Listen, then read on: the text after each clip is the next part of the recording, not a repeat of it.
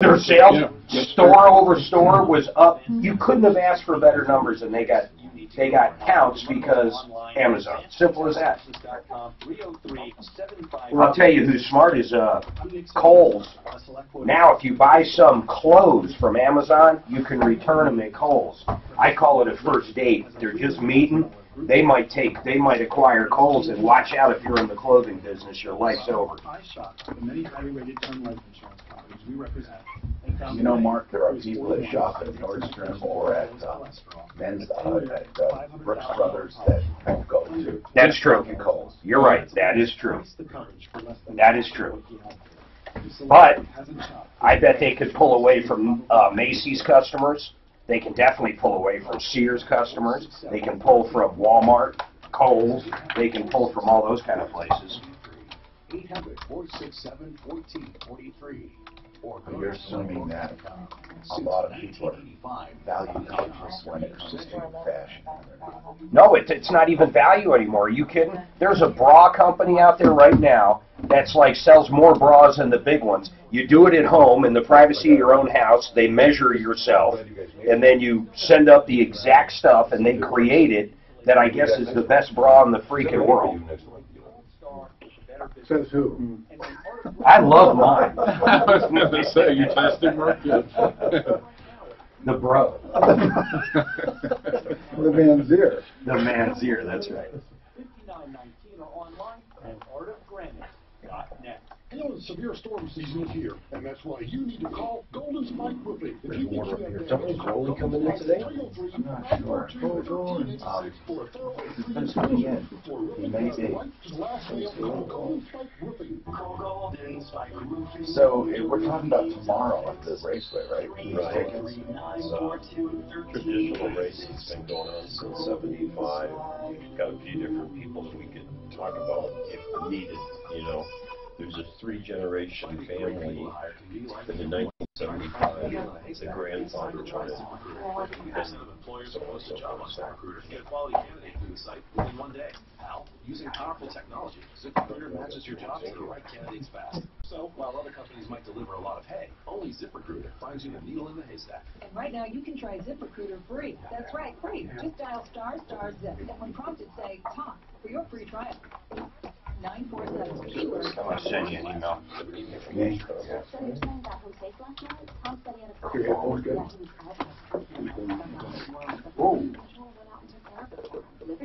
Oh, Mark, the car, too, before I forget, is already whenever somebody... Oh, it is. It's going to go fast. It is? Yeah. Somebody... Paint it, too? It's almost dry. Yeah, he wants a can of Rust-Oleum. Yeah. The first brush kind of fell apart. I need somebody. Now, Tom Martino, the Troubleshooter. Help me if you can. I'm feeling down, and I do appreciate. Hi, Tom Martino here. Welcome. It's Car Day. We got a lot happening on Car Day, a lot of things to promote, but it's not just Car Day. It's any day you want to make it day. If you have a problem, question, or complaint that doesn't concern cars, give us a call. Of course, if you have a car question, we have car experts in today. Mark Machowski, Budget A1 Transmission and Auto Repair. Kevin Kalkin, Sheridan Auto Tech. And then we have a special race event going on at Colorado National Speedway we'll talk about for tomorrow. And Rockies is one of the sponsors, so we have Shagman here from Rockies Auto, and he is joining our car experts to chime in. Not sure what he actually knows about cars. He knows how to polish them, keep them clean. Ding, ding, ding, ding. That's me chiming in.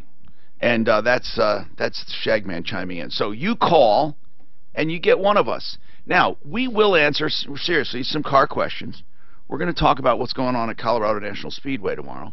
We're also going to give away tickets to the Speedway tomorrow. It's the last race of the season. And then we'll answer whatever questions, problems, or complaints that you have. Whatever it is, give us a call. First of all, Jim, you are the owner, basically, or the top dog over at Colorado National Speedway. Promoter. Promoter, Jim Nordhogen. I don't know if I'm pronouncing it properly, but I think I am. Yes, you are. Thank you.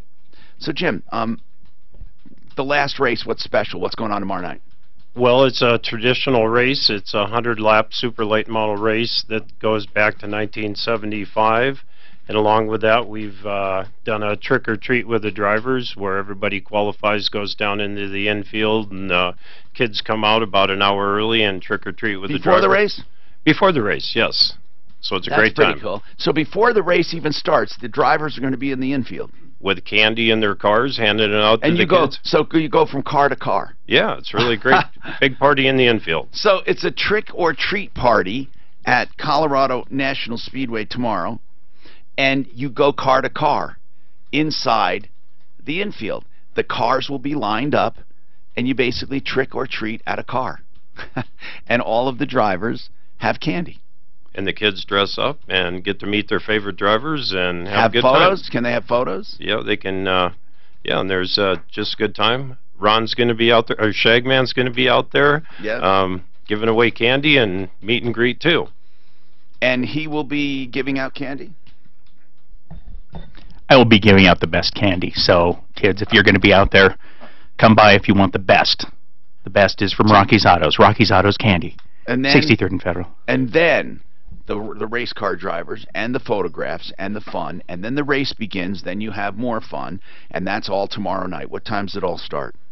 Trick or treat starts at 5:30. The races start at 6:30, and the fireworks, which is a great show, starts about 8:30. Okay, so we got 5:30 for candy and trick or treating, 6:30 for the race, and 8:30 for the fireworks. Cool. Well, that's a whole night. And it's sponsored by Rockies. We're giving away some family pack tickets. So if you want tickets, we're going to have to come up with a trivia question. Some kind of trivia question. Shaggy's IQ. That would be good. You could be counting on one hand or two hands for that one.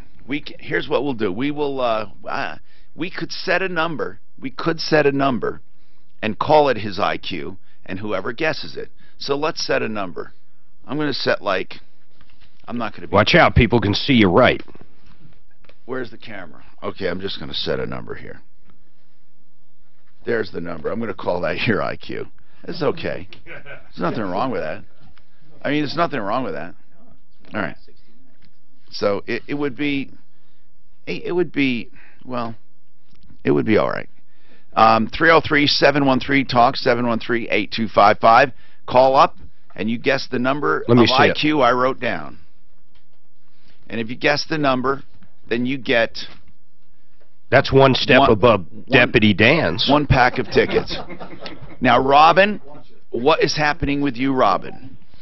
Hey, we have some lines open, by the way, for the first time. We just start out. We often have full lines. It starts out sometimes slow on Friday. It's weird. 303-713-TALK. You can get right through 303-713-8255. And for those listening, we're live on Facebook, live on YouTube, live on iHeartRadio.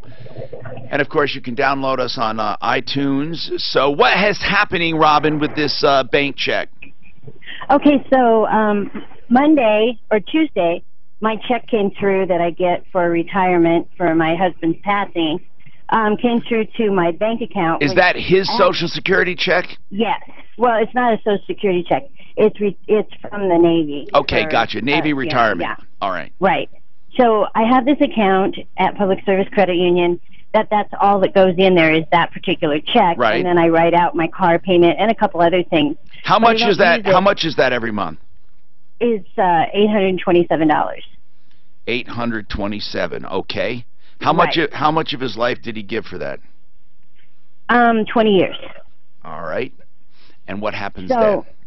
So anyway, what happened was that goes in on the 3rd of the month, and so on the 4th is when I generally write out my car payment, and I have a couple other things that I pay right then, and then the account goes down to about $100, and then it just kind of I don't use it very much. I understand. But anyway, so I went to make my car payment, and I knew I had a couple extra $100 in there, so I'd written a check to a friend to go to the Bronco game last week. But you don't balance this account.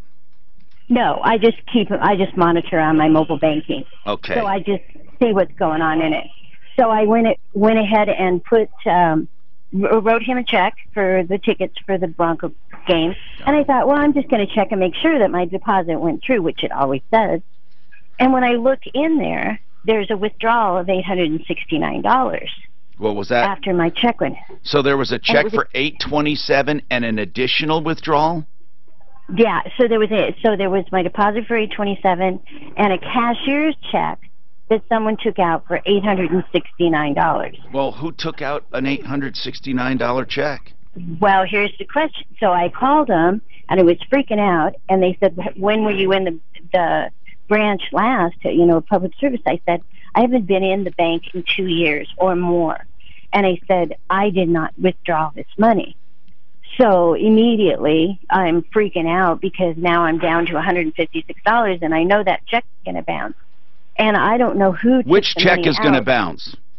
The one I wrote to my friend because. And you wrote to your friend for what reason? For the Bronco tickets. Oh, that's what you said. Yeah, Bronco. Yeah. How much did you buy those for? I got the parking pass and the tickets for $260. Okay. So anyway, what's going on now? So anyway, what happened was that then they asked me a bunch of questions about what branch I might have been in or whatever. I explained to them I had not been in. So immediately they're saying, well, we need to, monitor this and find out who took the check out. And so it was just kind of like your situation yesterday. Right. And they do want to they do want to put the money back, but they just want to be sure you're not playing a game. Right, exactly. But that's what happened to me. And so now they have made me whole and put the $869 in there. Yeah, they call that provisional credit, by the way. Right. Provisional credit meaning that if they find out differently, they'll snag it back out. We had this happen at Vectra Bank where someone went in on a Friday afternoon with 2 bogus checks from Troubleshooter Network. And I mean totally bogus. In fact, I had purchased the upgraded checks at Vectra that have the hologram on it. It has a little stamp. And when you shine it under the light, I guess Princess Leia does a dance or something, or R2-D2. Anyway, it has a hologram. And I bought this check. And they go in with a photocopy and a bad signature and bad IDs, one right after another, within a half hour of each other. They cash, how much was it, Suzanne? $3,000. And how much? Another one was what? It might have been like $800-900. Yeah, it was significant, Tom. So they gave us what was called provisional credit, and they said it's not permanent, but they would let us know the results of their investigation. And I want you to imagine a field in the dark of about 6,000 acres and crickets chirping. That's what my response has been. Mine Nothing. Too. And I asked them to this day, did they ever credit my account? And they said, well, you still have provisional credit. So when the police called them, they would not cooperate with police. They would do nothing. They are the worst bank in the world for customer service. And I say the worst, I mean the absolute worst. There's never been one worse than them, Vectra Bank. They don't have any communication. They don't give you straight answers. And I imagine your bank is acting the same way, your credit union, right? They're actually being very on top of it. Well, that's good. I'm happy you're having that result. So there's nothing you can do about it. I mean, it's good to let people know they have to be vigilant on their account. You have to check your statements because in most cases, according to law, you have how long, Mark, to report before you're out of luck? I think 1 year. 60 days. You have to report. Oh, you mean in the banking? Yes. Yes. You have to report fraud. Actually, I read that yesterday. Yeah, within 60 days. 303-713-TALK. Kristen wants to try to guess the IQ I assigned to Shagman, and she gets to win family tickets. I wrote down the number, and she gets to win a 4-pack of family tickets for Colorado National Speedway. So give me a number, Kristen. Well, obviously he's good looking, and he has a pretty good brain, apparently. Is this his sister? Kristen has great taste, you guys. She has great taste. Are you talking about Shagman? Now, remember, though, I'm the one who assigned the number. I didn't take the real number. I know. Let's just say 122? Oh, Kristen. We ought to hang out more, Kristen. No, it's not, Kristen, but let me ask you something. Would you really go to the races tomorrow? Oh, yes. And you have we love going there. There's 4 of you that would go. We're going to get you tickets Yes. anyway. We're going to, Oh, you know why? Because we really truly want people who appreciate the races, and will go. So we got a 4-pack. Now, how should we arrange this? I know that this I have it handled, Tom. Okay, good. Thank you. All right, we got a handle, Kristen. Put me in my place. Okay, Robin. Pick up too. Robin. But this way, Ruben. we can load up whatever we need in this truck. Ruben. Yes. What IQ would you assign to the Shagman? I'm gonna have to give him a 78. He's really close. You know, I can't comprehend that number. I don't know what that in means. the IQ classification, that's actually called borderline deficiency. Okay, now, Ruben, I want to know, do you have 3 other people you will actually use them? I want people who are going to... I do. All right. Yes, I got Christine, Arnie. Okay, man. You know, if your IQ's between an 80 and 90, you know what it's called? And What? these are real. What? Dullness. Dullness? Dullness, Okay. between an 80 and 90. Have you ever had a measurement?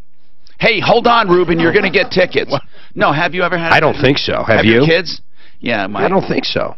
My kids were. And I don't even put much stock in it. But anyway, 303-713-TALK, 713-8255. I took what I thought. I broke down 70. I took what I thought was his IQ was and multiplied by 2. So I came up with 70. But you know, let's guess his FICO score. Well, that would be right around there too, I guess. He's the only guy I know whose FICO score and IQ probably hover the same. We need consistent. We need to take a break for sure. Genesis Total Exteriors. We had Mark Szymanski in this week. In this world of home improvements, we are hearing about more and more rip-offs. Now Mark is busy. Okay, he is busy. That doesn't mean he won't get to you. And he's not going to ask you to give him a big down payment to get in line. GenesisTotalExteriors.com for exteriors and interior work as well. GenesisTotalExteriors.com.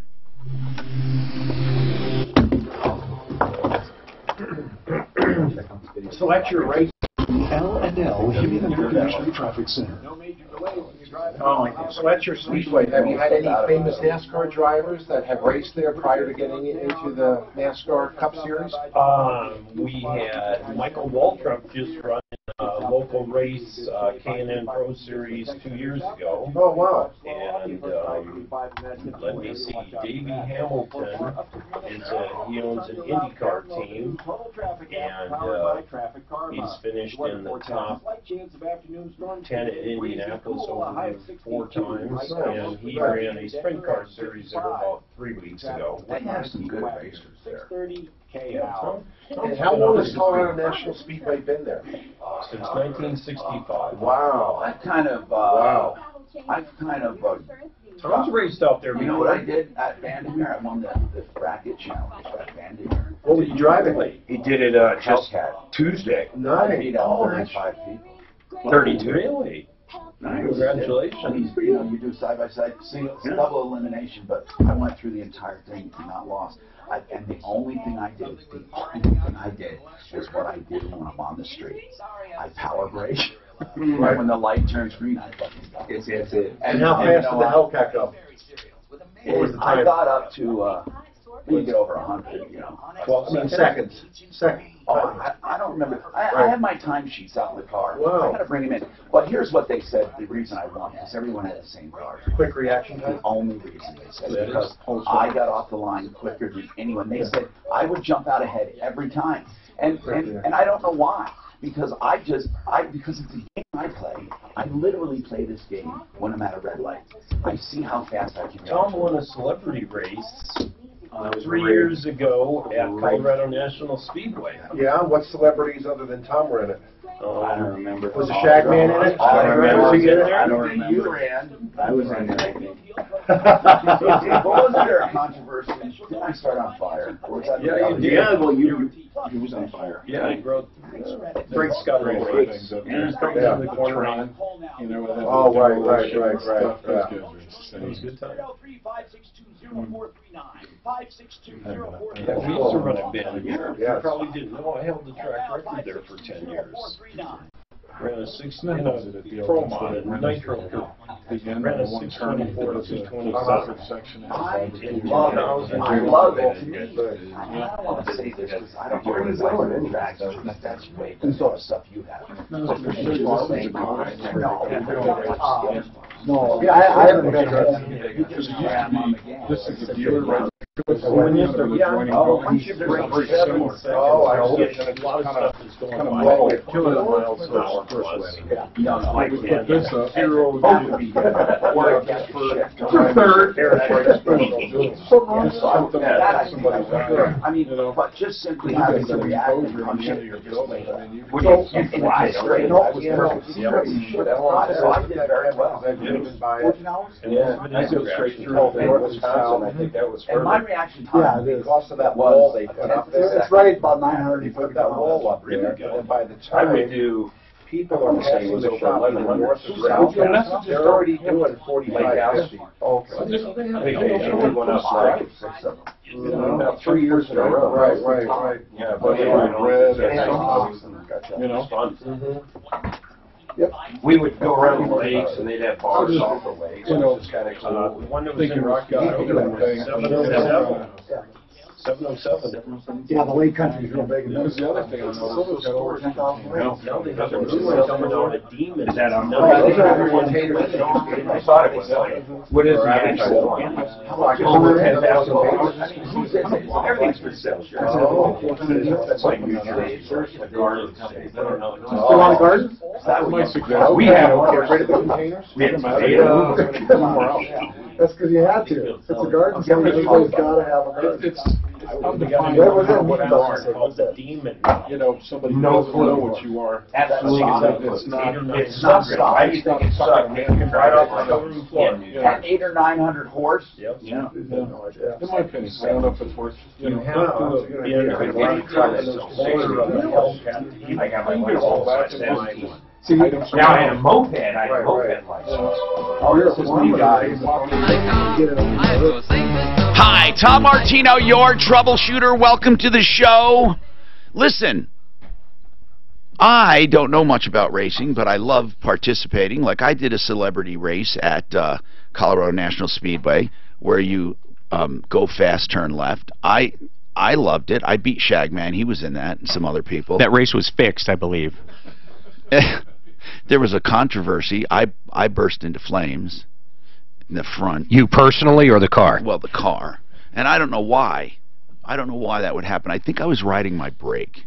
Yep, that's what happened. He said I ruined it. I was riding my brake. I don't know why I would ride a brake in a race, but I guess it was going around the turn. I rode the brake a little.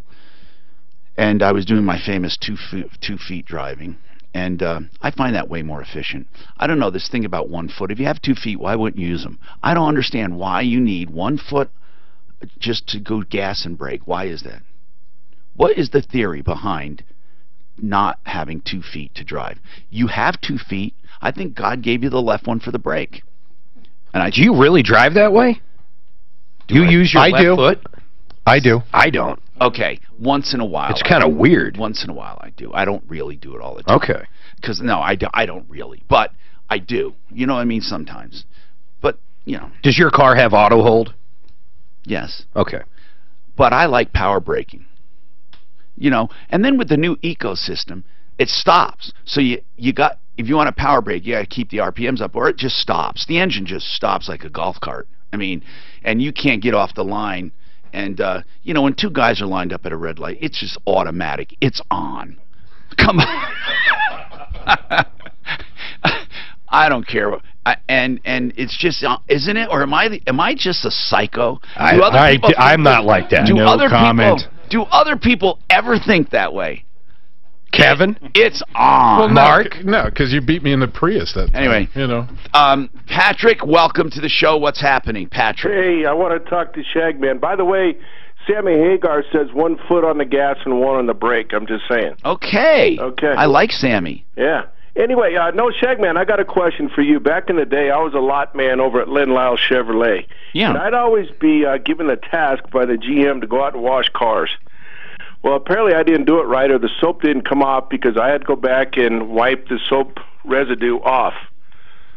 Do you, as a professional, the best Yes. idol Keep going. slot guys out Yes. there? Do you have any recommendations on a good soap to use to wash a car that doesn't leave a soap residue? That does not leave the soap residue. Dish detergent. I was just going to say, dish detergent does wonders. It really does. Now- and if you want that shine, though, you either do Crisco or some good olive oil just to give that nice sheen. You liar. Wow. No, Wow. I'm serious. Wait, what? You put it in the it water? tastes delicious. It does. You put it in the water? Are you kidding about No, that? I am not.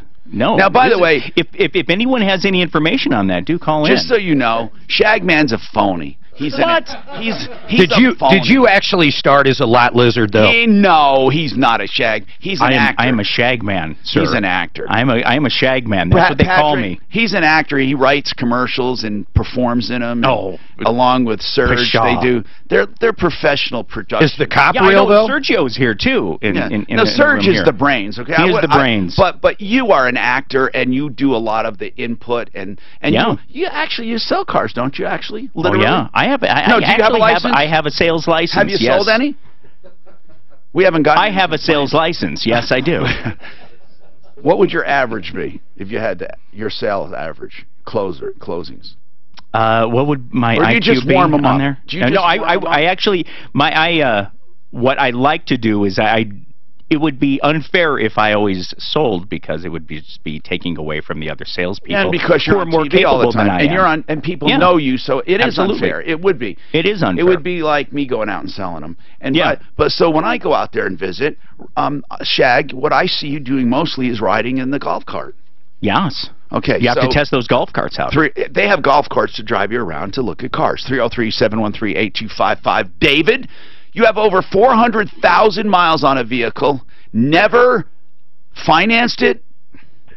No, I bought it outright, Tom. Wow. How long have you had it? Probably about 20 years. Did you you bought it new then, right? No, it had about 20,000 on it. When I God, bought did it. you get your life out of this? You've had a truck for 20 years, 400,000 miles. What a job did you do? So now, what's your concern now? Well, I really don't have a concern. I'm driving it right now. With more miles on it. You've beat the system. You beat the system, man. Well, I'm just getting a lot of miles. It's getting tired, and I have never financed a vehicle before, and I was just wondering where to start. Well, What do you mean where to start? do you have good credit? Yeah, I have very good credit. Then you'll probably get a zero, if it's a new car, you'd probably get a 0 interest rate. Get an incentive rate. It'll be easy. You put minimal down. The thing you got to trade, you don't really have any. I doubt anyone will give you anything for that truck other than for bragging rights. 400,000 miles. Yeah, I got a plow at home. I was going to slap a plow on it if I could come up with a new truck or maybe a good one with a lower miles. With used vehicles, the guys at Rockies, you got 40 lenders. Some of them, I mean, you get what, under prime? I mean, if he's got great credit? Absolutely. It's good. It's good. You haven't put many miles on that thing. Now, you don't actually drive it as much. When I did the math here, 400,000, right, divided by 20 is 20,000 a year. Divided by 12 would give us only 1,600 a month. I think average is like 13,000, 14,000. So his average is 55 miles a day. It's not excessive. What kind of truck is it? It's a 1997 Dodge Ram with the 5.9. Have you ever redone the engine? No, I put a timing chain in it, radiator, stuff like that. Just normal stuff. Did you ever open the transmission? Yeah, I had a tranny put in it. You know what? So your total investment in that truck, now I'm not talking about gas and oil. I'm talking about timing, transmission, and any like permanent parts. What would you say your total investment in that truck along with the purchase? Oh, God, I didn't even think about it. I did pretty good. Like what? What do you think? What do you think? Total purchase with all the goodies. What did you buy it for? I paid $15,000 for it. You paid 15, and then what? How much was the transmission? 5? No, the transmission was about 3. And then what? What else? The timing belt, the 1,000. No, I did that myself, so that was just what the price with the timing belt. How much was that? Probably a couple $100. So I'm trying to get it here. I'm trying 3, 4, 5. So now we're up to 20 grand. No, we're not. Yeah, no, we're not. He's 300 or 400. No, we're not. We're only up to 3, 18, 19. I don't know. Do you think you have 20 in it? I'm probably guessing that now that you probably about 23 maybe. Okay. I put like 3 radiators in it. Now, if you have 23 grand in that, and we divide that into 400,000 or 400,000 into that, I mean, you're gonna find an extraordinary value here that you have per mile. Like you have spent less than 5 cents a mile on that car, man. That is an incredible thing you've done. Do you realize that? I mean, you've really done something. Well, I take care of it. Yeah, I change the oil and everything every 3,500 Yeah, miles. so about maybe 5 or 6 cents a mile. Anyway, so financing is not a difficult thing. You go to any dealer, they have financing. Get pre-approved if you want. I know you can get, Rockies has 40 lenders. I know Purifoy has GMAC. And, of course, the first 2 places I would send you, you know, if you're looking for a new one, I would go to Rolly. They have beautiful Chevy. You want a Chevy truck? Oh, it don't matter. I mean, I'm one of those guys. If it gets me from point A to point B, I don't Well, you're looking for new or used? Probably just a used one, you know, with low miles. Then go to Rockies, go to Purifoy. They both have used units, pickup trucks, or whatever, SUVs. You know what you might love? What do you use them for? I live in the mountains, so I work down, you know. You know what you might love, since you like those big trucks and you like, you know, that kind of thing? Yeah. And you like to rack up miles? You might like Hummers. They're nice vehicles, man. I love Hummers. I don't know why I don't see enough of them. You don't like them, Mark? Wait, guys. I like the original one. I did not like the third one that's guys, like a... Just weigh in on a Hummer. Are they good or bad cars? I love the newer ones, like Mark says, a lot of plastic. They really dumbed them down. They're not rugged. The H1s were the rugged ones. Yeah. Are they still around, H1s? Or two? Are they don't make them, but they would be too high around. a miles then, right now? They're expensive. Shaggy, they're real expensive. Shaggy, don't they have Hummers up there from time to time? Yeah, we've got a few of them right now. But the newer ones, though, right? Not that. Yeah, the newer ones right now. The H3s. Yeah, we've got a couple of H3s. So are the H3s, what would they be comparable to? Are you telling me they're junk, or are they at least better than a Jeep? It's the same chassis as what? Right, they're the same chassis as a Yukon. Yukon, yeah. Give or take. That's not a bad chassis. Yeah, it's not bad, no. And but it's not worth No, but they just cost a lot more than that. Does it have more room in it? No. Probably less room. Frank Duran, therealestateman.com. He was here yesterday. Frank Duran gets more listing than most average brokers because he sells them quickly and for more money. He proves it. Stats show it. There are no lies here. He's with RE/MAX Alliance, and he's the top producing guy around. And I'm telling you, he does it because he serves people. That's the name of the game. He serves people. And if you want to take advantage of his expertise, 303-920-1622.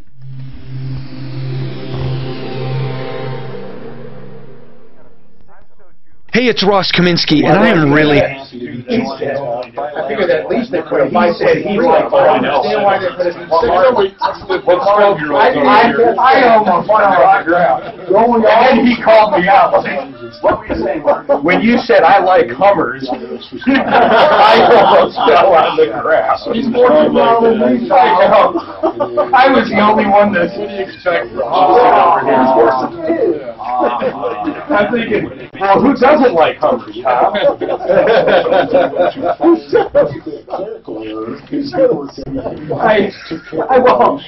he got me too quick as he looks at me and goes, you like Hummers.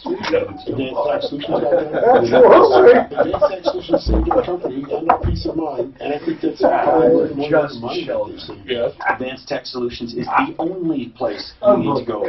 Truly, that did not come across in your brain. No, it always does. Okay, thank you. 60/40. When you're a sports writer like me, You know, speed always wins. I just don't understand why they put a V6 in them, though. Because old news isn't new. And the new 153 is a great engine over a hundred. Those original ones are unbelievable. They're like tanks. But even the disappointment with the H1 is the interior room sucks. They're not comfortable at all. Oh, and the gas mileage. You don't have something that thing with gas. You don't worry about gas mileage. So try to put 3 or 4 big guys in some gear in one of those. The originals had air compressors in the wheels. So if you got a flat, the damn air compressor would kick out. Oh no, they were built. Right. Yeah, they were built to go any internet. She said you bring it up. Call 800-501-6000 today. Comcast Business. God, that was funny. Look for speed. Were you able to move any of the thirds into the first or second due to our participation here? Or is there too much? You could have played them. It was just too fun. And all of your favorite stations, all free. The iHeartRadio app is the one app that keeps you connected with all the talk shows that you love, including The Michael Brown Show. And iHeartRadio is the only app that also You know, your favorite radio Shagman, one of the things you didn't know Tom could do. Pick a song. Tom can look at your shoes. Oh, stop! He can tell you where you got your shoes. I get it wrong in Colorado's governor's race. Really? I want to find out more about where the leading. Don't let him kid you. I've never seen anything like it. He can look at anybody's shoes and tell you where you got it. Okay, Tom. We're partnering on a series of interviews. Oh, shit. This is a twist.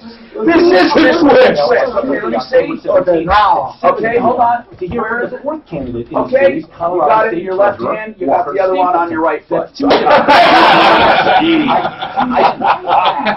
That was a twist. We fought him very well. I'm thinking, shit, uh-oh, my answer is not going to work.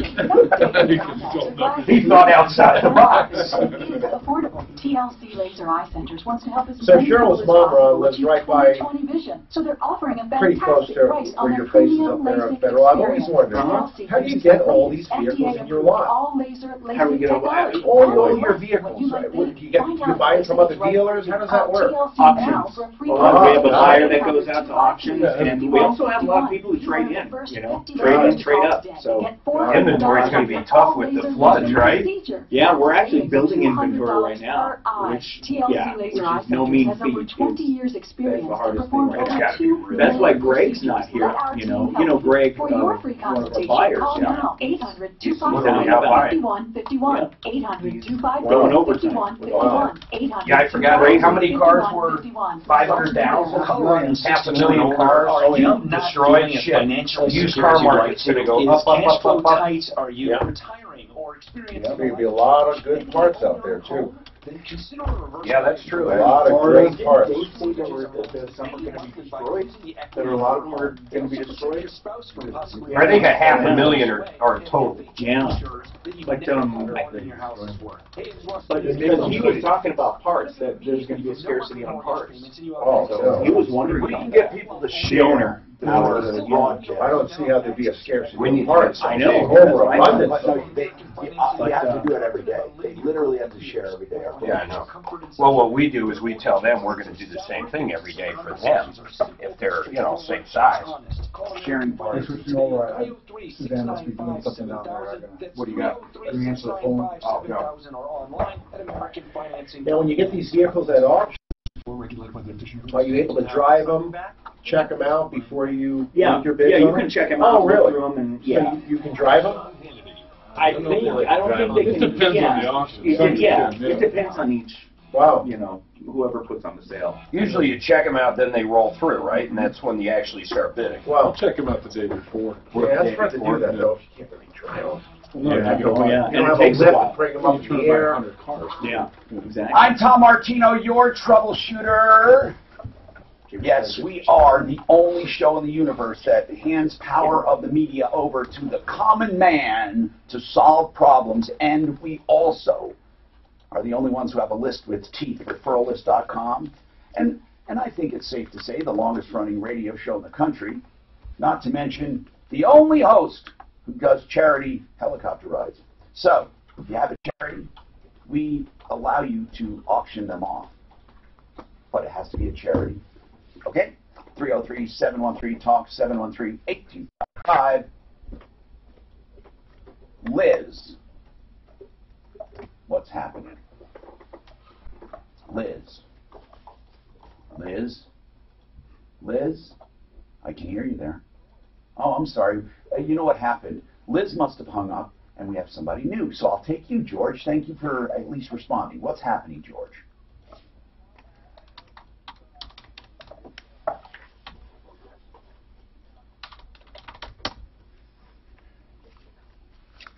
That's right.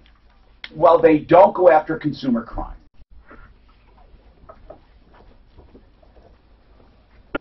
Denver Post with a date of yesterday, I guess it was. Kitchen remodeling contractor pleads guilty to theft in Adams County. Which one was that? I think we had him on the show. He was a very egregious violator. Do you recall his name? It was Kitchens for Less, Herman, yes. Yes, Hosa. we've had him on. Yes. Yeah, so he and his wife are both in some serious trouble. She was convicted of 23 counts, and she's going to serve 8 years in prison. I wonder who coordinated that. That is a wonderful thing.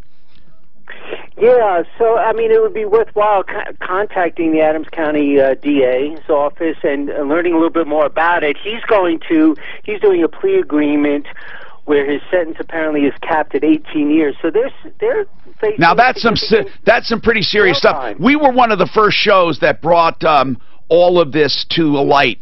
We had the initial complaints on this show, and I have to tell you, it was terrible. How much did that guy take? Is his name Hinosa or Hinosa?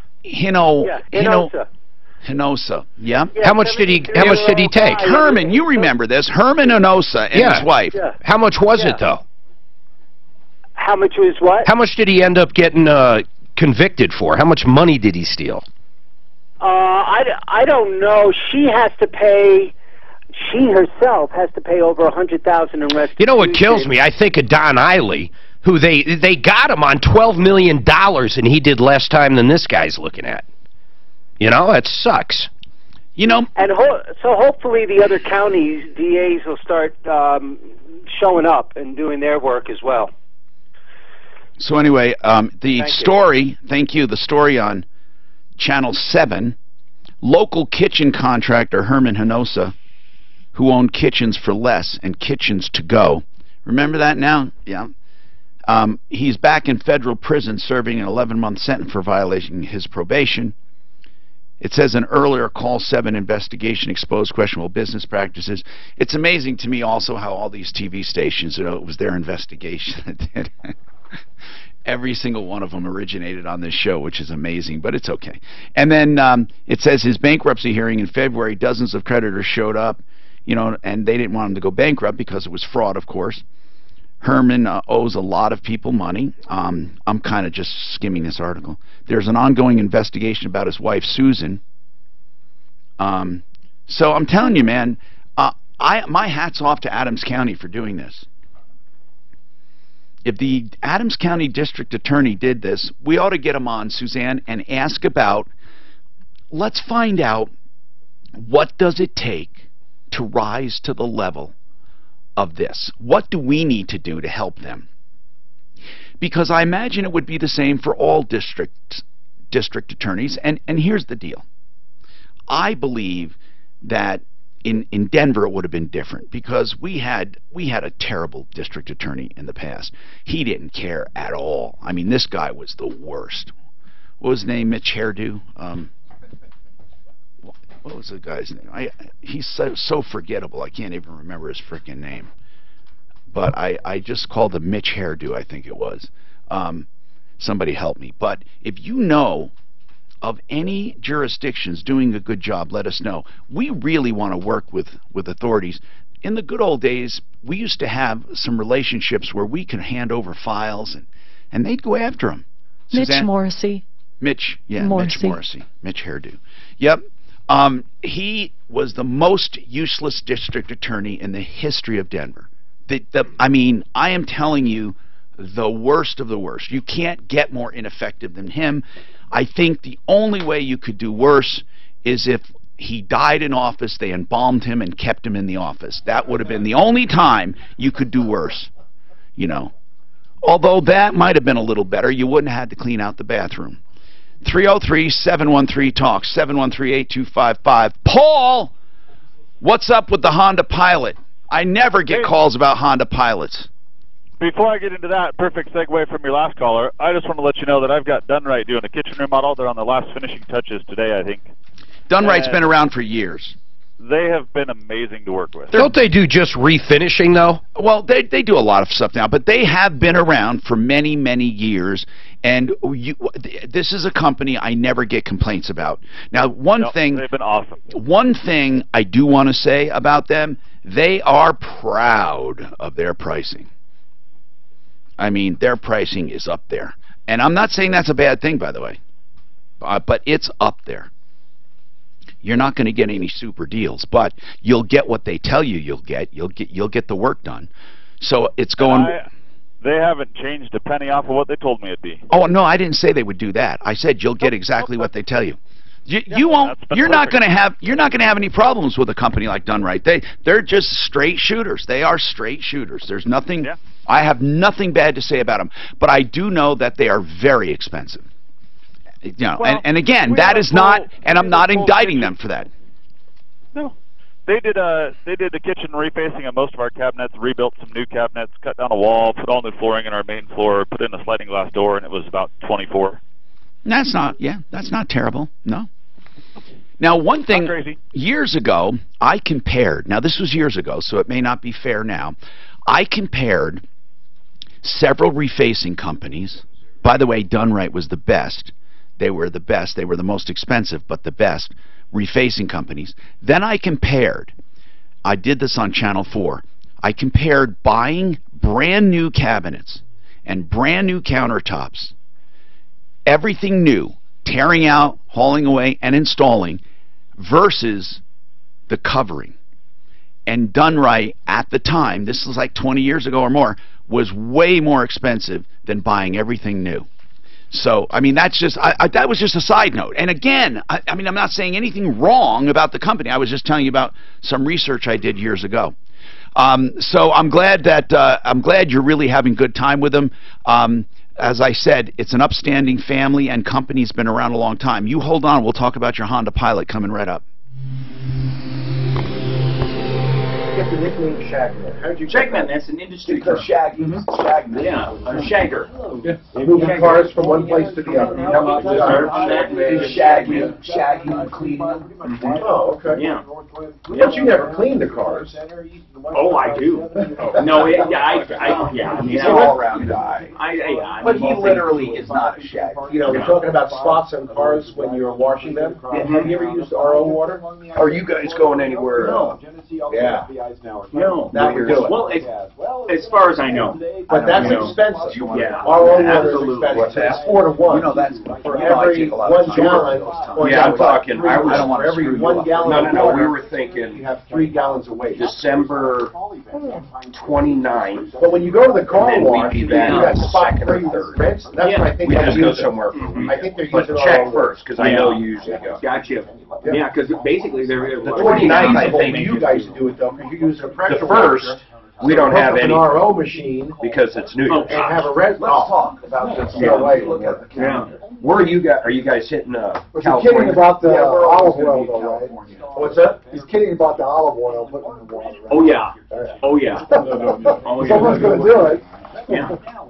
I was kidding. Wow, what do you get? Everybody calls up. No, because people olive oil would. I thought you were serious. Olive oil would set right now. Okay, so listen, Mark. They've got to put King Coopers. You know what? Shine up those batteries. I have the kids. I haven't had. You have bugs on there. For a long Trash time. bugs. Yeah, I'm supposed to be in California, so I don't know what I'm going to do. I got to figure this out. I'm glad you brought it up. No, you're fine there. Then. If you guys are But gone, you know, for Christmas we're going to be in California. we're not going anywhere around Christmas.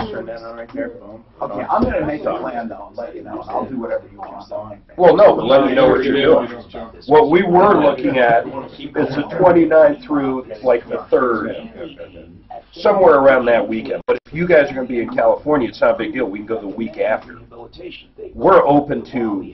We don't do it live. We're open to whatever is what I'm saying. What part of California you go to? For what they do. Raleigh House. They want to help you help the addict in your life, whether it's alcoholism, cocaine, heroin, ecstasy, meth. Yeah, my shows, my playing shows are always in Long Beach. Stimulants, sedatives, and even marijuana. Say that again? The shows that I do all the time, 3 shows a year. I have a giant mansion.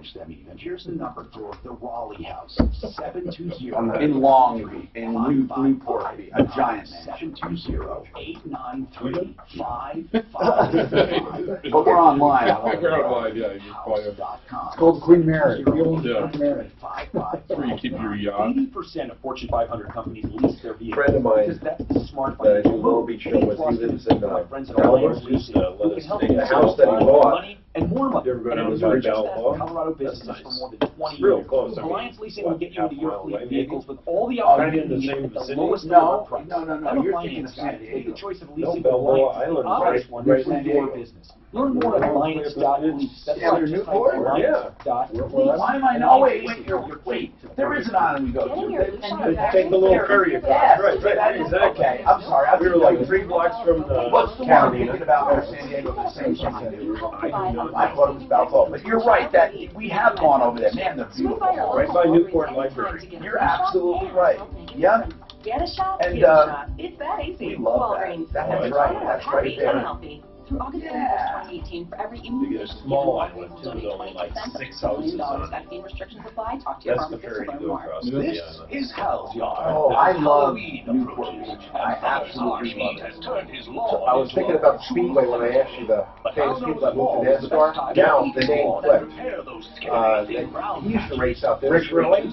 Yes. Oh, yeah. Yeah, that's what I was going to say. Where's He's Tom won, Martino? he's won the Challenge Cup. Right. He's with NASCAR now, isn't he? Yeah, he did, and then he got hurt in the truck series. I remember watching him at Lakeside. Yeah, won it 4 times. Yeah. He's, Anybody know about Tom Martino, the driver? No, to and from work. I keep Googling, nothing comes up. Tom Martino is a race car driver. I don't know if I'm buying any of them. No, look it up. Yeah, look it up. No, a race car. My friend, yellow rider. Hi, Tom Martino, your troubleshooter. 303-713-TALK, 713-8255. Yes, Tom Martino is a famous race car driver. He was not famous, I guess, anymore. You guys didn't even know his name. And he also designed an engine. Yeah. And he's, let's see, I thought he was a NASCAR. I'm trying to find him here. Yep, there he is. Tom Martino Racing, LLC in Farmington. And let's call him up. Tom Martino Racing is located in Farmington, New Jersey. The organization operates in the race car driver's business. Oh, you've never heard of this driver? Maybe I thought he was a driver, but maybe not. Anyway, 303-713-TALK. Call him, Suzanne. 732-919-1633. We have some famous drivers out at Challenge Cup this weekend. Rick Corelli's won it 4 times. Rick, yeah, he's pretty well known. And then we have a racing family that's a 3-generation, the Robertsons. We've actually, Odie Robertson won the first Challenge Cup back in 1975. And then his son Jerry has won it 3 times, and the grandson Darren has just won the championship this year and going out to see if he can win Challenge Cup for the 2nd time this weekend. Cool. All right. Oh, let's talk to Paul. And we do have another set of tickets for that race, by the way, we're going to give away. And that is on Saturday, the race tomorrow. That's Saturday. No, yeah, tomorrow night. Hey, Paul. Yes, sir. So let's talk about the Honda, because we just got to the point where you were going to tell us about the problem. You were telling us about something else. So now let's go to the Honda Pilot. So we've had a Honda Pilot for about 1.5 years now. We bought it out of state, and the check engine light came on not too long after we bought it for the cats. And we just finally had those replaced. So, long story short, one of the things that the check engine light was on for was the caps. We got that fixed. The other thing was a misfire in cylinder 2, and then cylinder 3 came up once in a while. So we've done a valve adjustment on it. I've replaced the spark plug wire, or the spark plugs. I've replaced the coil on cylinder 2, which was misfiring. I've replaced the EGR valve, and it's still misfiring. Most likely an injector. Yeah, that was the next thing. We were going to have the valve adjustment checked again because 2 and 3 are the ones that are in the back, so they're the pain in the butt ones to get to. That is the most common on those. They had a TSB on the Honda for that as well. So it's not a big deal. The TSB part of that was resetting the ECU, and I had it in the Honda dealer on Monday, and they checked, and that's been updated. Okay. And it was running perfect at the Honda dealer. Drove home, ran perfect, just fine. Wife got in it the next day, drove it, check engine light came back on. Same cylinders again? So, guys, best guess? Yeah, you got to get further in, probably injectors or something. If it's not changing cylinders, it's got to be something else in there. Yeah, injectors. Probably an injector though. Most likely. likely. Can you pull a code on something like that? Yeah, it's just a misfire P0302 or 303.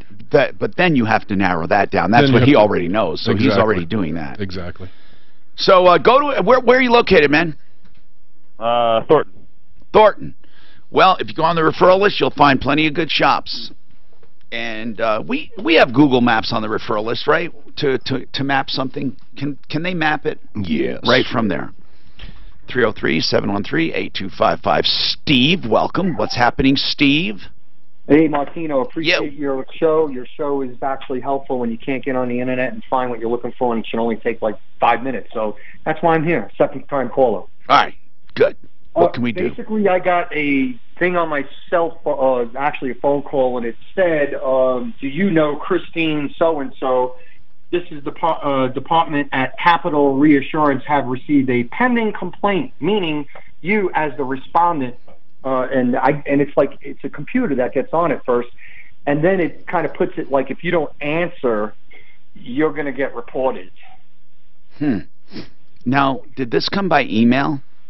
Nope, it came by. The number showed up in D.C. and then they give a different number when they leave the message, and it says it's Capital. It's a voicemail. Capital Insurance, yeah. Capital Reassurance. Yeah. And it makes it sound like you're going to be penalized. Yes. Well, just forget it, man. I mean, it's obviously some kind of scam or sales tactic. I mean, it's nothing you signed up for, right? Nope. No, I mean, people can't hold you to anything based on a lack of response. That's called a negative response. They cannot do that. So I would simply ignore all of those. If you have any additional questions, you can stay on. But seriously, if people say do this, or we assume you're right or wrong, don't believe it. 80% of Fortune 500 companies lease their vehicles. With the injector, he was going to do it himself. He can just take the injector off number 4, and we're number 2 now, right? Mark, he's got a misfire number. Mark, they were talking about for 20 years. Alliance will get you into your fleet vehicles with all the update you need at the lowest level it works.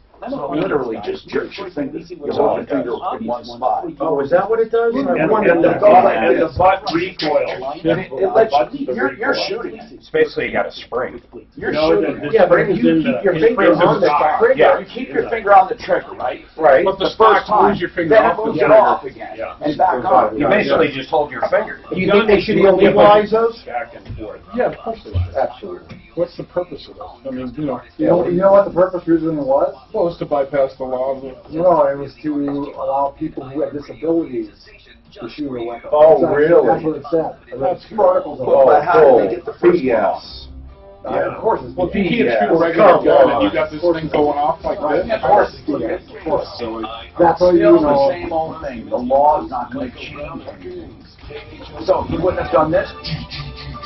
Well, he can't do that Instead of 800 times a 800 rounds a minute, it would have been a lot less, Tom. That's my disability. I can't do it. 800 times. I can't do it. Oh, no, you would think someone could make something that would connect right to the trigger and just do something. Yeah. Well, that was the cheapest, easiest. Have you seen the videos of shooting with it? Yeah. Yeah, pretty fast. They say 400 to 800. I think you got to practice like crazy though to make It's hard to hold. that work. Right, but I wonder if you're just using your finger, how many rounds you can click off. Because I got an AR-15. It's very user-friendly. I mean, you can shoot the thing all day. Even got a little handle on it. They're really light, and you know you're looking at a 223 round, which is a little bit bigger than a 22. That's high power. But literally, you can shoot that thing all day and not be worn out. But your finger gets tired. I know, and I would assume after 800 like this, your fingers be worn out. I'm Nick Soboleski, a Select Court agent with a true story that could save you hundreds of dollars a year. A woman named Linda just called. Her husband, Ray, has a $300,000 group life insurance policy, has changing jobs, and can't take it with him. Brought in these Well, donuts? I shopped the many highly rated term life insurance companies and found Ray, who is 41 and takes medication to control his cholesterol, a 10-year, $500,000 policy for under $27 a month. Yeah, I bought two AR-15s, and I haven't shopped because of life insurance. They're probably I shopped them for one with my son up in 1443. He lives up there. 800-467.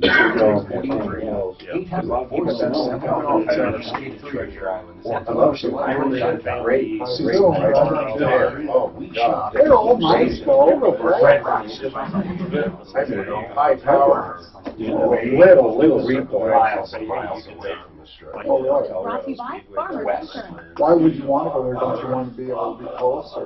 Yeah. Uber cravings. No, just it's probably being nice and very accurate. I got a full back 420. I can shoot anything with that screen. They still have multiple speeds at once. Yeah. I'm sure it's multiple things like that. However, I don't know. It must be. There's people that I've only gotten it once for really getting went down there. No, this one's Red Rock 340 weather.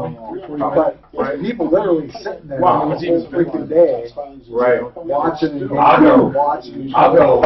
I'm good always for 3 hours watching the ponies. And I had a. I'll bet maybe like. Right. Maybe I didn't know on the horses, or you buy one and they go. Wow.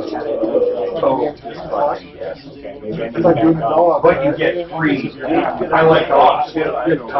But you get. I don't get those as much. But you get free drinks and most of them while you're gambling. So then, if you really the best way to get is really. You realize how much of beer is now? That's like an MGM like that. Well, that's why I bought the ARs. You know, I got them cheap. They're brand new for a Budweiser. And so I bought maybe 1,000 rounds. Well, that's how I started doing it. Was 9 years ago, I go up and bet $2 to win or show on horse. So you take the most favored, then you bet them to come in first, second, or third. You bet $2. You only win 20 cents, but you get a free beer. Somebody's in the house with us. But you'd be surprised how many times that big favorite still comes in. I got a 22 mag, Colt 22 mag. Yeah. And it's always when you bet more than $2. Right, but I mean, when you shoot a regular 22 versus a 22 mag, I mean, you can't even compare them. I got a laser. You can come down and If someone's in your house, you don't need a laser. But if they see it on them, but that's my point. Oh, absolutely. There you go. I don't need They see a little light here, like, whoa. Yeah. So you try to make as much noise, then you flip the laser on them, and then if it's still, you know. Tom, do you got a handgun? On your initial consultation, yeah. my doctor today at 303. I got several handguns, and I have. And remember, You're not getting any younger, but in Grossman Wellness, you could be. Consumers Real Estate Show. That's right, a real estate show I used to for really consumers. love target All shooting inside for a information to help you, I the used to consumer. literally Every Saturday, make a day 8 to 9 out a.m. of right here on Talk Radio. You know, it's more fun than target shooting. Like, for instance, your neighbor, where do you keep it now? Prairie dog. Oh, great. I have a gun safe on the market. Oh, They're just disgusting rodents. Is it a dial gun safe or a push button and then open it up? What do you call it? Dave's got a lot of them. Oh. Yeah, he does. Oh, that's quick. Boom. I used to get on a ship. Be right back. Right now, you can Oh, get yeah. computer free. That's right, free. Just dial star zip. And when prompted, say Have you ever been top. out there where you had it Trial, set up? dial star star God 947. almighty. Keyword top. One size fits all, no place in your bed.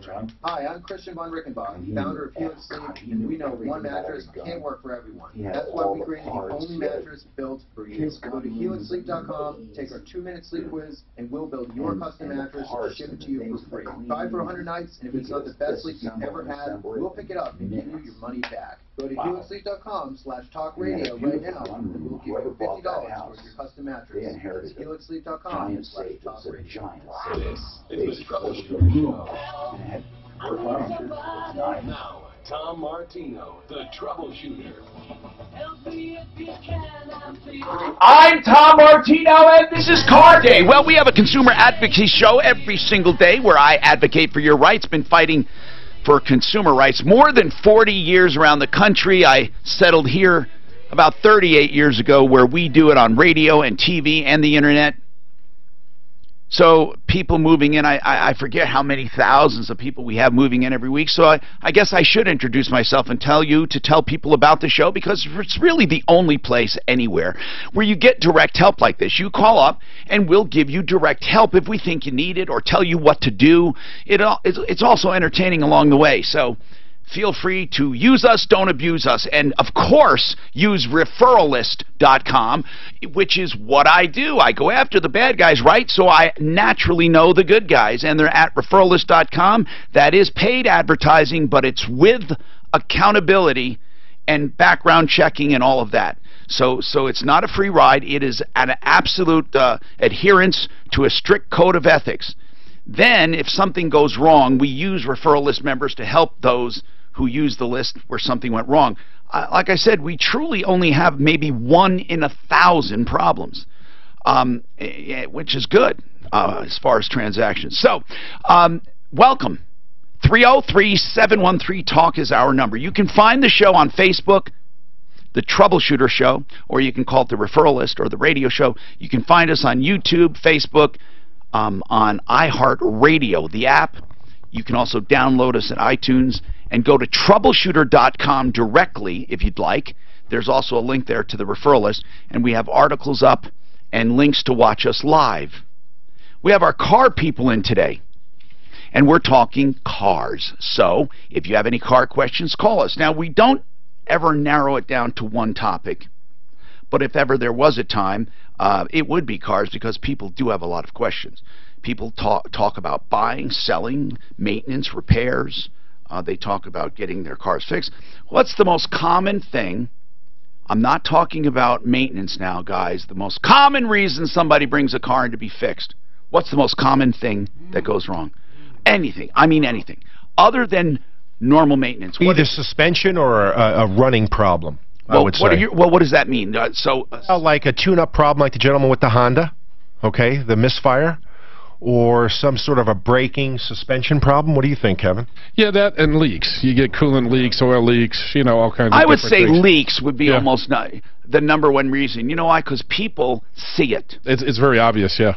And the drivability, too, because they feel it. But or check engine lights coming on. If people can't see it, smell it, or feel it, they don't come in. That's why timing belts catch people. Yeah. Because timing belts don't smell, feel, or they're not weird. No, and it's amazing. Some of the cars come in, it's like, can't believe you were driving this way. The noises and the way it was running. They just don't know. But the problem with timing belts, people, if you have a car, 50,000 or more, check with the manufacturer. A timing belt has to be changed anywhere, depending on the manufacturer, from 50 to 95,000 miles. I think 95,000 miles is the longest interval I've seen. And if you don't know if it's been done, you better do it. Even if you buy a car at Rockies, you buy a car at Purifoy, no matter where you buy it. If it's coming up on 50,000 and the manufacturer says you got to have a timing belt done at 60,000, you got to have it done. Because it could ruin your engine if you don't. So, we have a line open, 303-713-TALK, 713-8255, and of course 303-MARTINO. Let's talk to Paul. And Paul wants to talk about a timeshare that I affectionately call financial herpes. Go ahead. What's happening? Hi, Tom. Hi.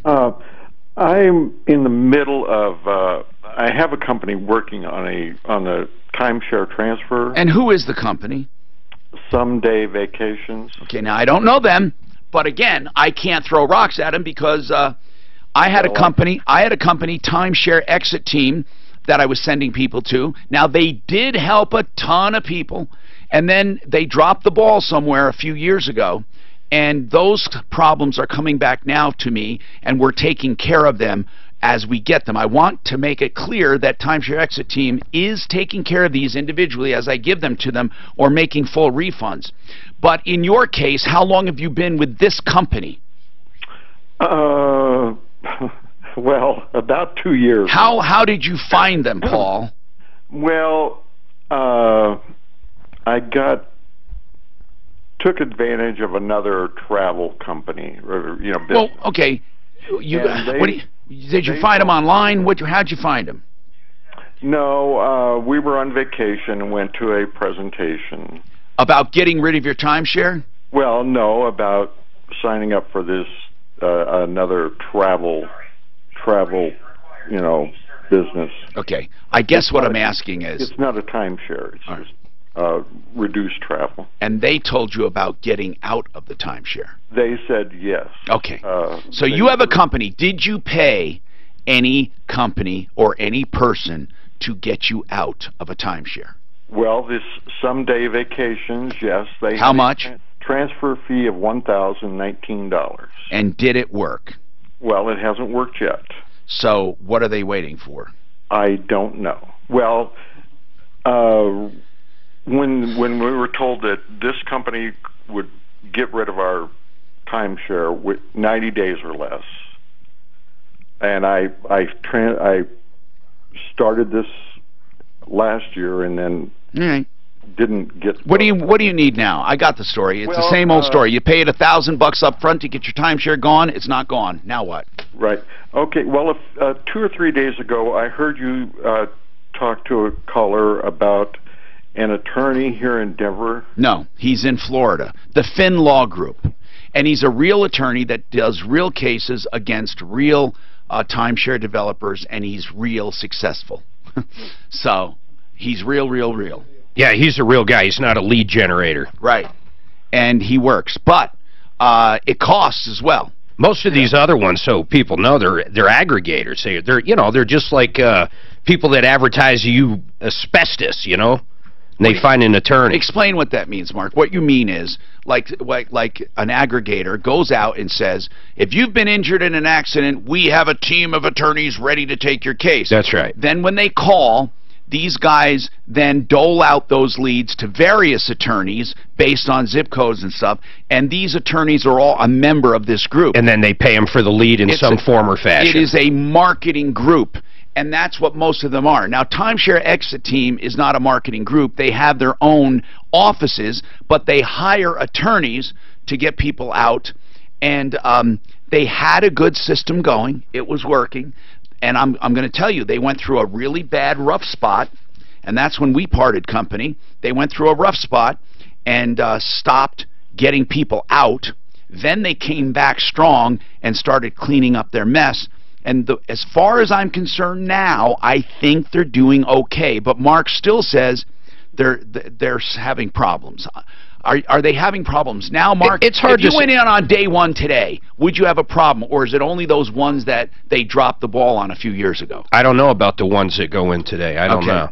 The biggest problem is this: people don't get out, and even if they do get a refund, Timeshare Exit Team actually gave a lot of refunds, which was great. Yeah. The problem in the complaint is, over that period of time of 2 to 3 years, their credit's been totally trashed, you know, the consumer, and then on top of the credit being trashed, they owe more than they did to begin with. Well, so that's a problem. But if they did not pay their maintenance over that time. Yeah, but they were instructed not to. I know. Because that's part of getting out. That was part of the strategy. No, I understand. But if they didn't tragedy. If they didn't pay it, they should have been escrowing it. They should have been keeping it. Well, I know what you're saying. People don't look then at they that. would have had a lump sum to deal with. But you're right. You're right. It was bad, and it was a disservice. And I'm not making excuses for Timeshare Exit Team. Listen, people, that's why we associate with people, we investigate, we monitor, and we part ways. We are probably, I think I'm the only one, truly, in the media who will take on an advertiser. Now, I try to do all my work up front so this doesn't happen, but I've had three times where I've been disappointed and had to drop a sponsor. And people have no idea how much money we're talking about. They have no idea. So when we drop someone, they're gone. It has that's my whole point, though. People have no idea what some of these accounts are. Yeah, no. And so here's the deal. You know, Timeshare Exit Team, I think they still advertise a lot, but not with me. And I just want to make this clear, they were very nice to me, and they took every complaint I sent them and fixed it. And refunded. Or got them out, or refunded and still got them out. There were 3 scenarios. Like that. If they waited a long time, they still got them out and gave them a refund. In other cases, if it was not that long, they just gave them a refund, and in other cases, they just got them out. So they did come through on every single one I babysat and sent through. So I can't tell you what they're doing now. If you walked in day one and paid them, what would happen? I don't know. I haven't been monitoring them because they're no longer on the referral list. The Finn Group is doing a good job, but he's an attorney. It's a lawsuit, okay? You're going to pay accordingly. He's really good, though. Yeah. And then... Here's what I like about Finn. He'll tell you straight off the bat, because he's dealt with all these companies. Don't even waste your money on these guys. We're not going to get you out. Or he'll say, this one's easy. And then Stem Cell Institute of America. I dropped them. And that was just a decision on my part because I thought it was misleading. Now, I didn't say I didn't think it worked. I said it was misleading. Just flat out misleading. Although, technically, I have never personally heard them say, ever, they use living stem cells. But they call it stem cell therapy in their seminars.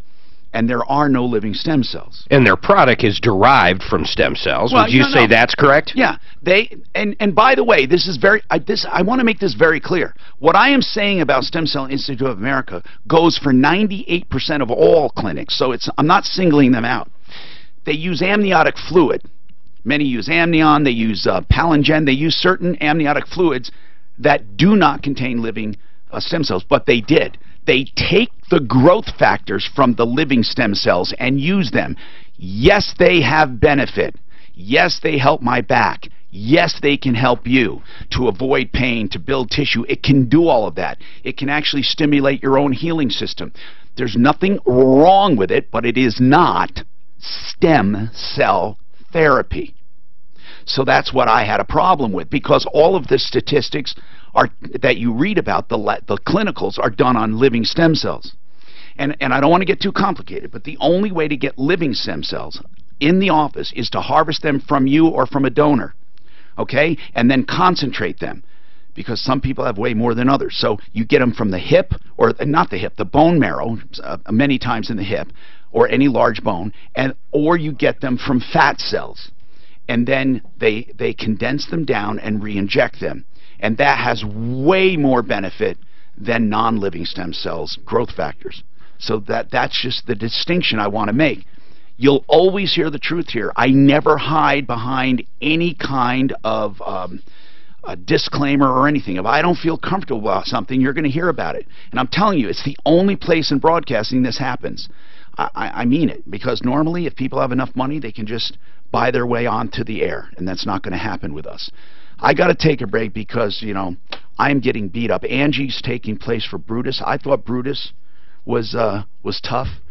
Angie is so much more. She's going to waterboard me for this. Century RV, new and used RVs, okay? The 119 turnoff at I-25, that's where you'll find them. It's Century RV, new and used. And what I really like, they have a service department. CentryRV.com, that's Century like 100, C-E-N-T. CentryRV.com, 303-453-1111, 453-1111.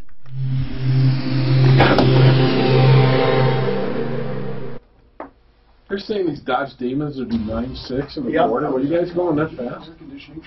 Right now, you're going under 10 seconds. Who's at our house? I gotta get my metro area. Well, I just saw a van pull up. Go look and see what van that is. I don't know what I was down by 70, stop and go on that elevator. It was under 10 seconds. Under 10 seconds. No, listen. I just saw a van pull into our driveway. You're not listening. We're looking at the Demons. What's the Demons? Look outside 140 seconds. No, I know for sure. I know for Rocky sure Mountain. that we did not go 100. Nope. I know for sure. Did you do under 10 seconds? Come and went. I know we Right. get around 100 You're sure? a little more. I know we would not go 140. I would have known that. He didn't do 140. Nope.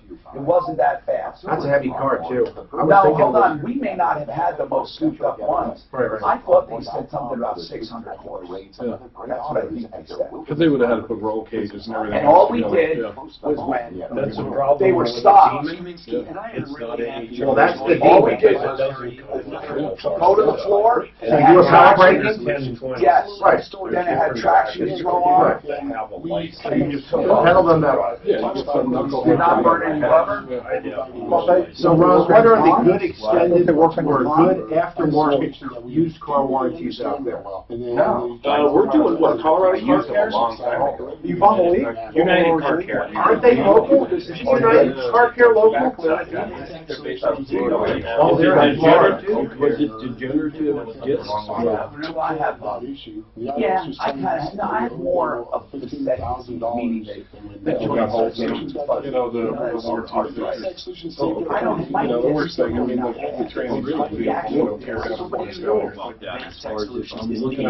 And then they have the other ones too. Okay, so the transmission just worn out, that's not covered under the warranty. Now, if it's a manufacturer's defect, You got a broken insurance. right, a defect. Yeah, right. it'll cost you about $5,000. That's what you get per time. Well, you should. And then they say that the reason why the part broke is because this wore out, which caused that part to break, so therefore there's no coverage. Yeah. So, but None of the Tauruses, the old Tauruses with sunshine and everything else, it just, you know, those are, It's like 2 discs down, you know? And they'll tell you a good thing if they can help or not. These other guys, that's another thing. They were telling people no matter what they, oh yeah, we can help, we can help, we can help. Come on. People are dropping $5,000 every time. I can't stand that. That's the problem. Yeah, I'm trying to figure out why you guys, my alarm system just went off and your van was over in our property. Let our team help you. We're in For your free consultation, 1579 Crystal Way. You guys were out months ago, but Yeah, and they remembered. They came back to get what they like. I can recommend no one better. 30 days you forgot about it. I heard you on the radio. We're going to take them home. So I'm going to jump in on one thing. Then I'll give another couple of spots. Okay. Yeah, well, I mean, it wouldn't be at ours. Where they can sign up on the website. Is that cool? That's where they take their street sedan and go out and race it intermission. You can do it. I'm sorry? So it's a circle jerk. You guys tried to find a leak Street a long drag. time ago. We can call it whatever you want. Months ago. Street So drag. you bring your own car. I don't know why. And it's like drag racing. 16 car field, no, 1 lap. Oh, wow. So it's a circle drag race. So 16 cars, Major single elimination. ER. 16 First cars one to at the once? turn. No, 16 car field. Or 2 at a time. 2 at a time. Then it's 8 cars. Then it's 4 cars. Then it's 2 cars to the finals. Just like drag racing, except for in a circle. And what type of cars do the best? Z06 Corvettes. Okay. Large Pipers? Yeah, I just want to make sure you guys aren't really doing any maintenance or anything If like regular that. bringing their own cars I'm all on, they good. have to have a car that goes fast to begin with. No, in fact, this week we have limited circle drags because we're limited to 350 horsepower and no modifications to the car. no, I'm not gonna go that detail. But the Z06 has just been kicking everybody's ass, but there's guys with WRX Subarus that do real well. The other power Corvette out at all. For the Corvette 450. 60 something. No. Z06? Not the Z06. Z06 is 6 something. Yeah. I'm talking about just normal Corvette. I don't know. I think it's 450. I think you're close. Yeah, probably. 458, something like that. That's a lot, by the way. That's sure. Oh, yeah, absolutely. For a go-kart. Yeah.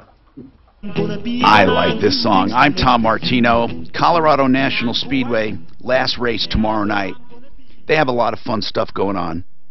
Yeah, we have. And at 5:30, I just want to say they're going to have trick or treating on the infield for children to trick or treat from car to car of famous race car drivers. Then at 6:30, they're going to have a race. Then at 8:30, fireworks. So what a fun night. We have one more set of tickets to give away. And the only thing you need to do that is name my child's middle name, either one of them.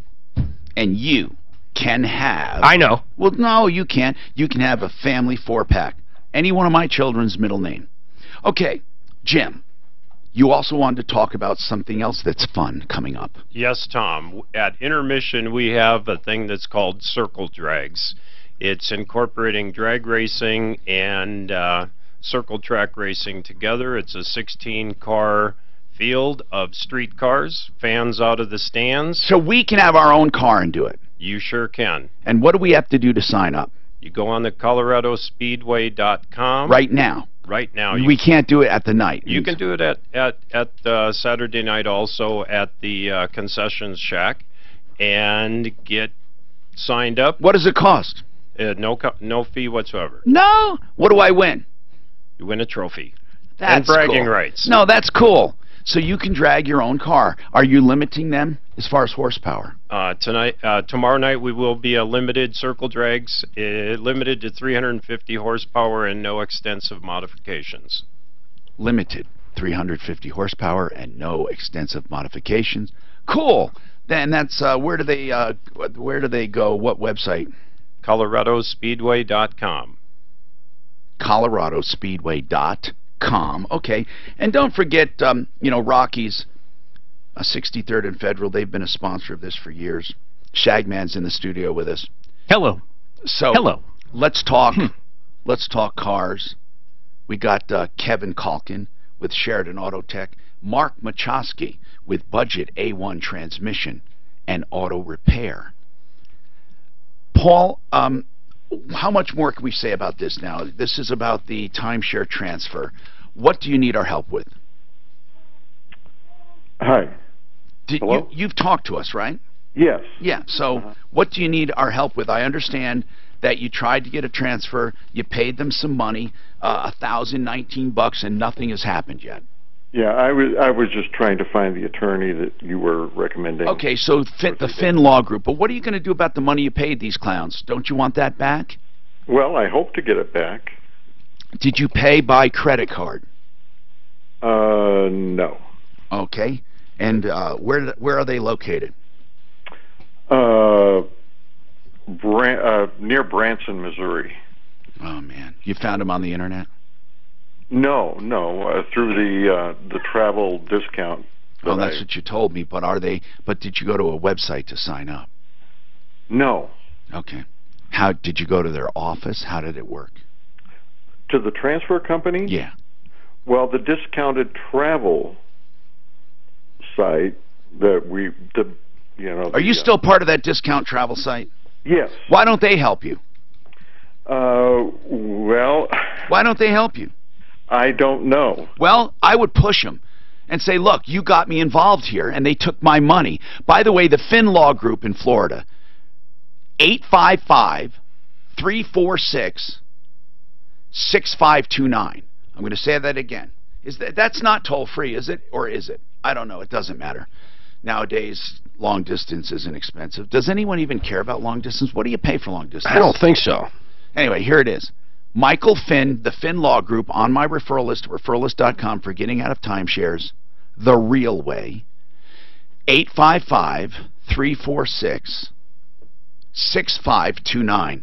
You see, this show, you should really just listen to the podcast, of course, but you should just carry a pen and pad with you when you're listening to this show.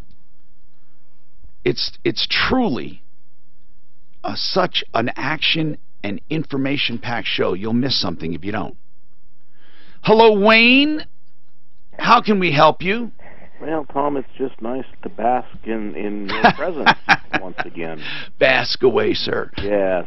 But, you know, with all the rain we've been having, you know, I saw some cars hydroplaning on the highway. Oh, yeah. Winter's Oh, yeah. coming, so, you know, I don't get to listen to you every Friday, but, you know, just, you know, opinions on which wiper blades work better in the winter. And, you know, those kinds of just ordinary tips, you're right. They're good. That's good information.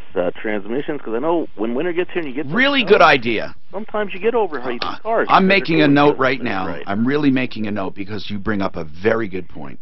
You know, and then what should you have in your car in winter? You know, blanket, jumper cables, you know, those things for all your listeners that might not be used to Colorado. I dig it. So, especially when it comes to wipers, do you know what? I never know what wiper blade to buy. They have some with like 3 ridges and 4 ridges and 1 ridge.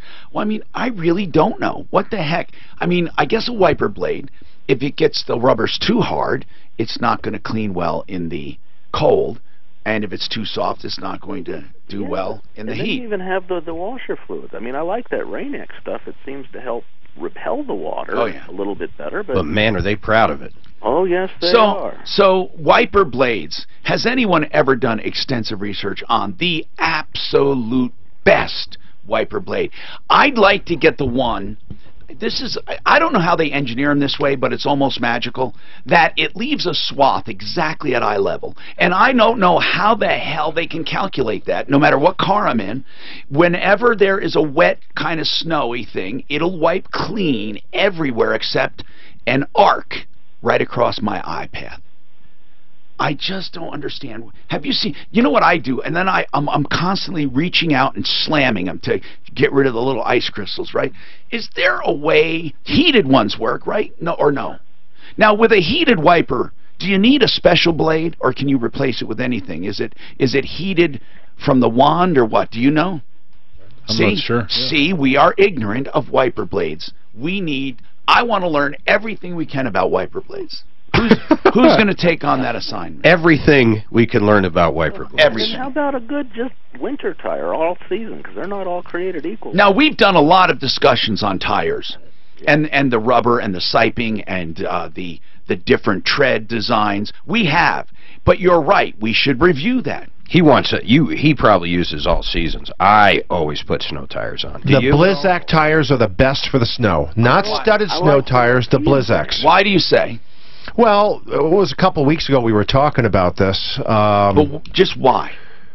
I feel that the Blizzaks work the best because the compound is really soft, deep tread, and it conforms with the snow. Okay. Do they wear out easy? Yes, they do. Yeah, that's the problem. Any good snow tire will. You know, I use an all-weather. They'll last you 2 seasons. European's awesome.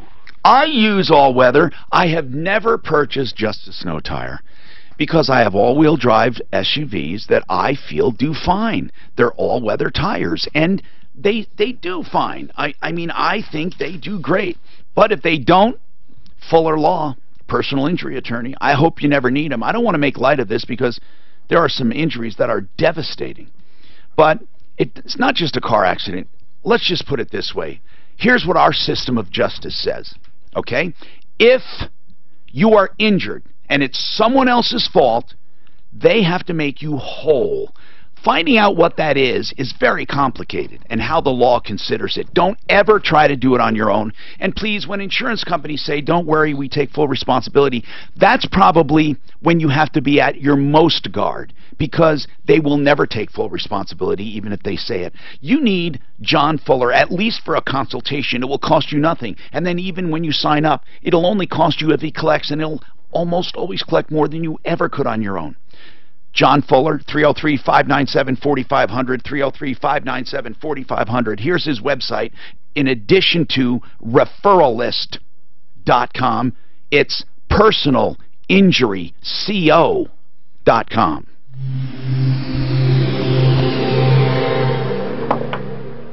My experience with wiper blades, the Bosch ones, I think they work the best. They're all pretty good, but it's just the summer heat and then the ice on the windshield. And I'm wondering if silicone. the silicone blades are good. Yeah, they seem, because silicone is sticky, soft.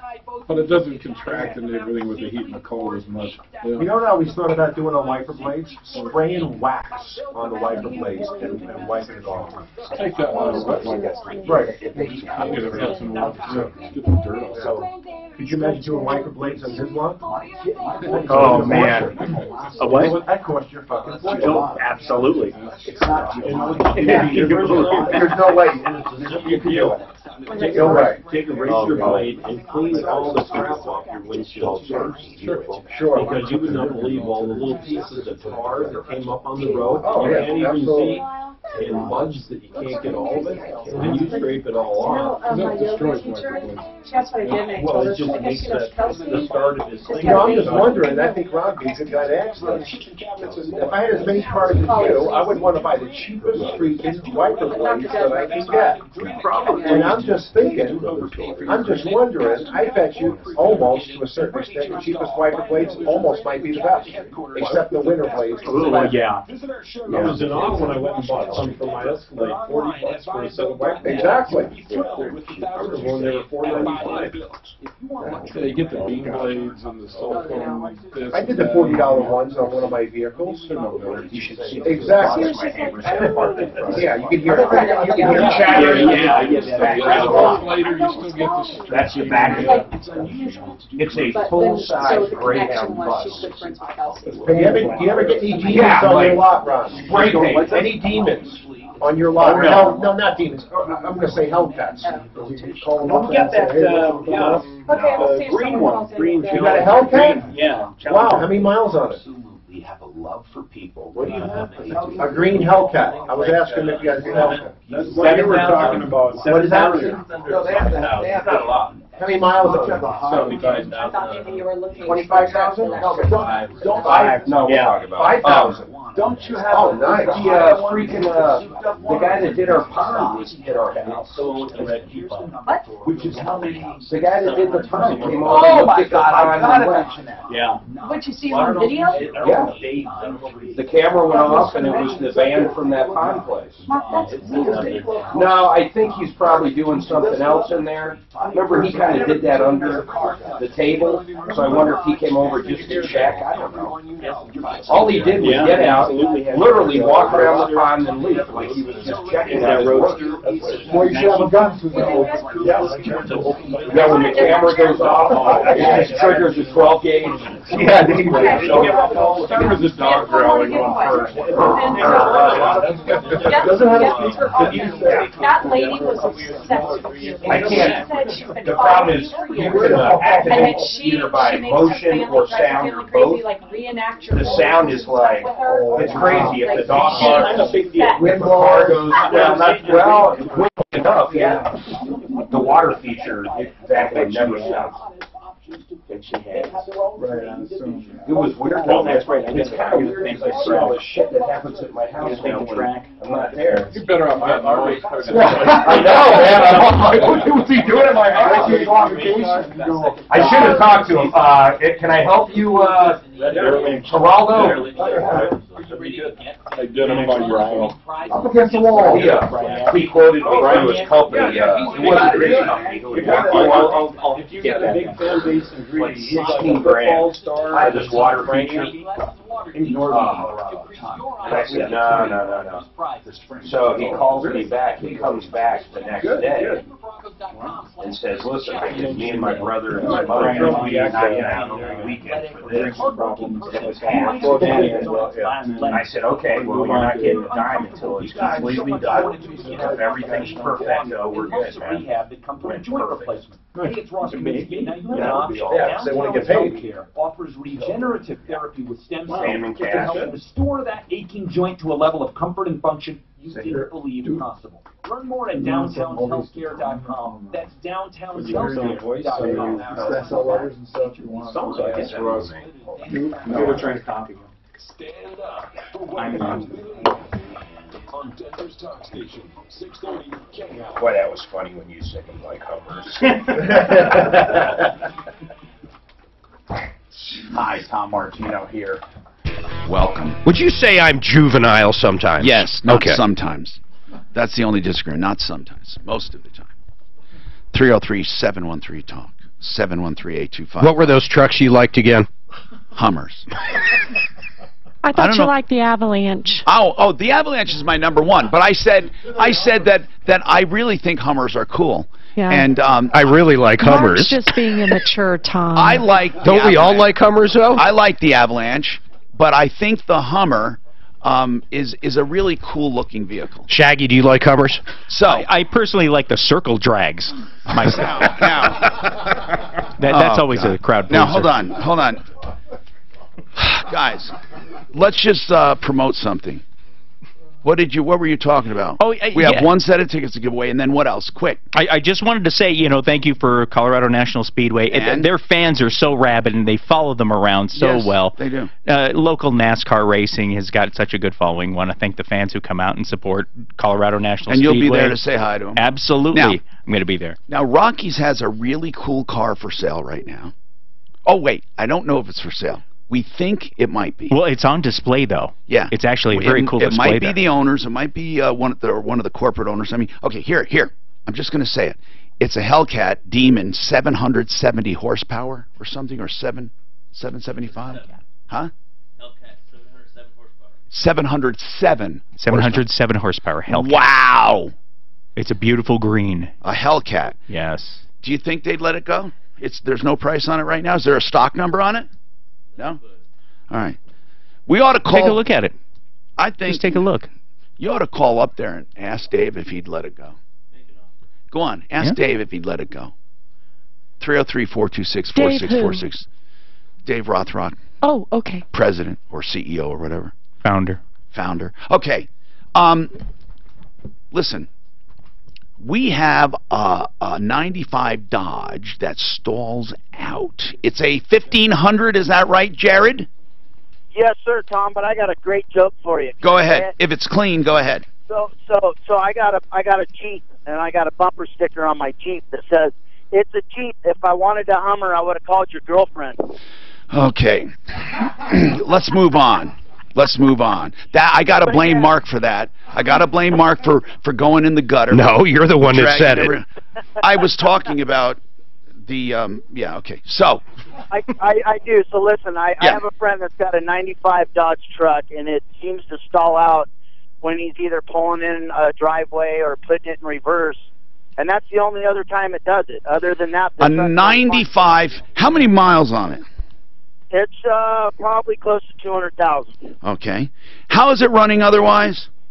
It runs great. It starts right back up. It sounds like a simple idle problem. Guys, what do you think? Yeah, it could be a small vacuum leak, could be an idle speed control, a little carbon buildup, anything. Yeah. Yeah, with that. Okay. Yeah, I mean, it doesn't sound serious. That's the only time when he's pulling into a garage or when he stops anywhere. Yeah, just simple, kind of early in the morning, throughout the day. That truck really doesn't do it, but okay, so it happens only in the beginning. Yes, sir. But once it reaches temperature, and then he operates it through the day, it never happens again. Right. Oh, then that's definitely what is that thing when you start it up that controls the idle right away? Well, the idle speed control used to be the choke. Okay, but there's and no that chokes idle on speed control is not sensing it's not kicking in for the early start. And sometimes there's an IAC motor. Carbon buildup in there will keep it from operating. But here's the funny thing. Can you use something in the induction system? Just something, a cleaner? No, that's not going to stop it from stalling because that's not really addressing the problem. But most likely, carbon though, buildup, it could, right? Couldn't it clean that or not? Yeah, but normally when you have carbon buildup, it happens at all different types of RPMs. All right. So what do you think? So I'm thinking, what you need to do is hook up a fuel pressure gauge to that when it stalls out to know what your fuel pressure is, because before fuel pumps start to fail, they'll act intermittently. So that very well could be the problem. If it's got that many miles on it, you've never done a fuel pump, that could be it.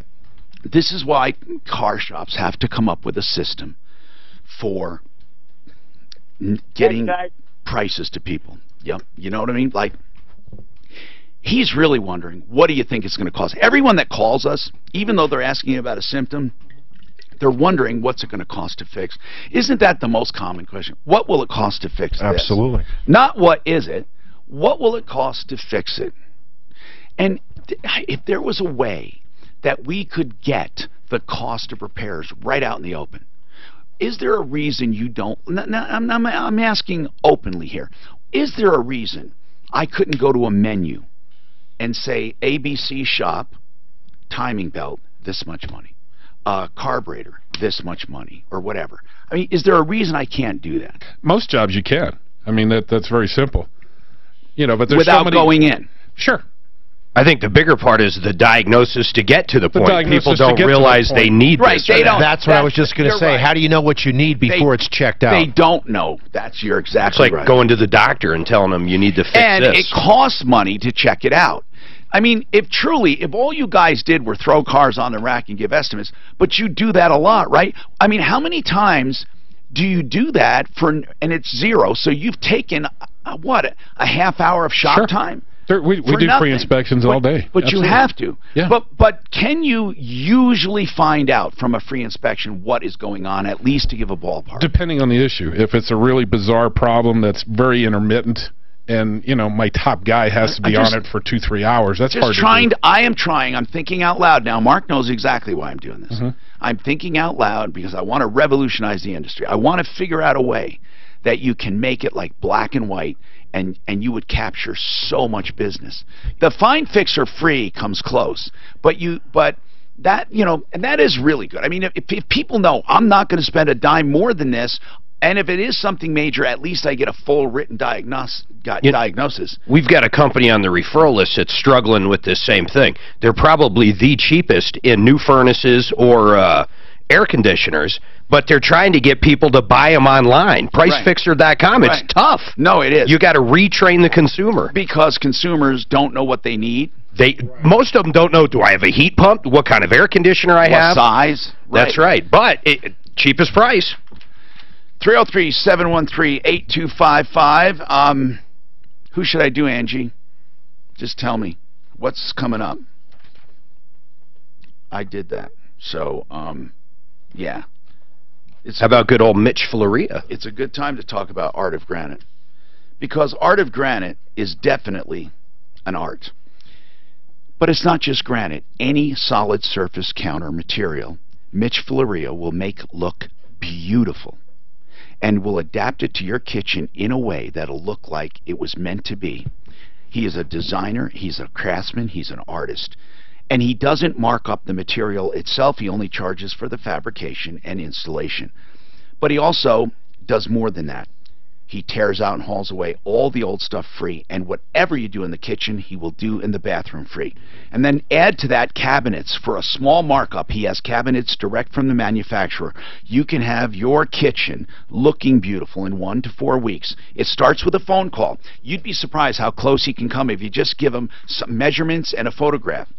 It'll be close enough that if you like it, you can go and pick the specific materials, and that'll only change it based on what you pick, and that price then will never change. There are no hidden costs, no surprises with artofgranite.net. Artofgranite.net. It's just one, you know, I got to tell you, man, it's one of the places that when you go, it's like you talk about it because he's that nice. 303-386-5919.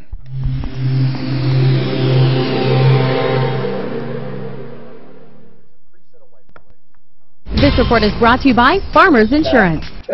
Even on the health care, you're right. Yeah. That would be we charge extra on that. They're wrecking those cars left and right, man. Are they? I can imagine.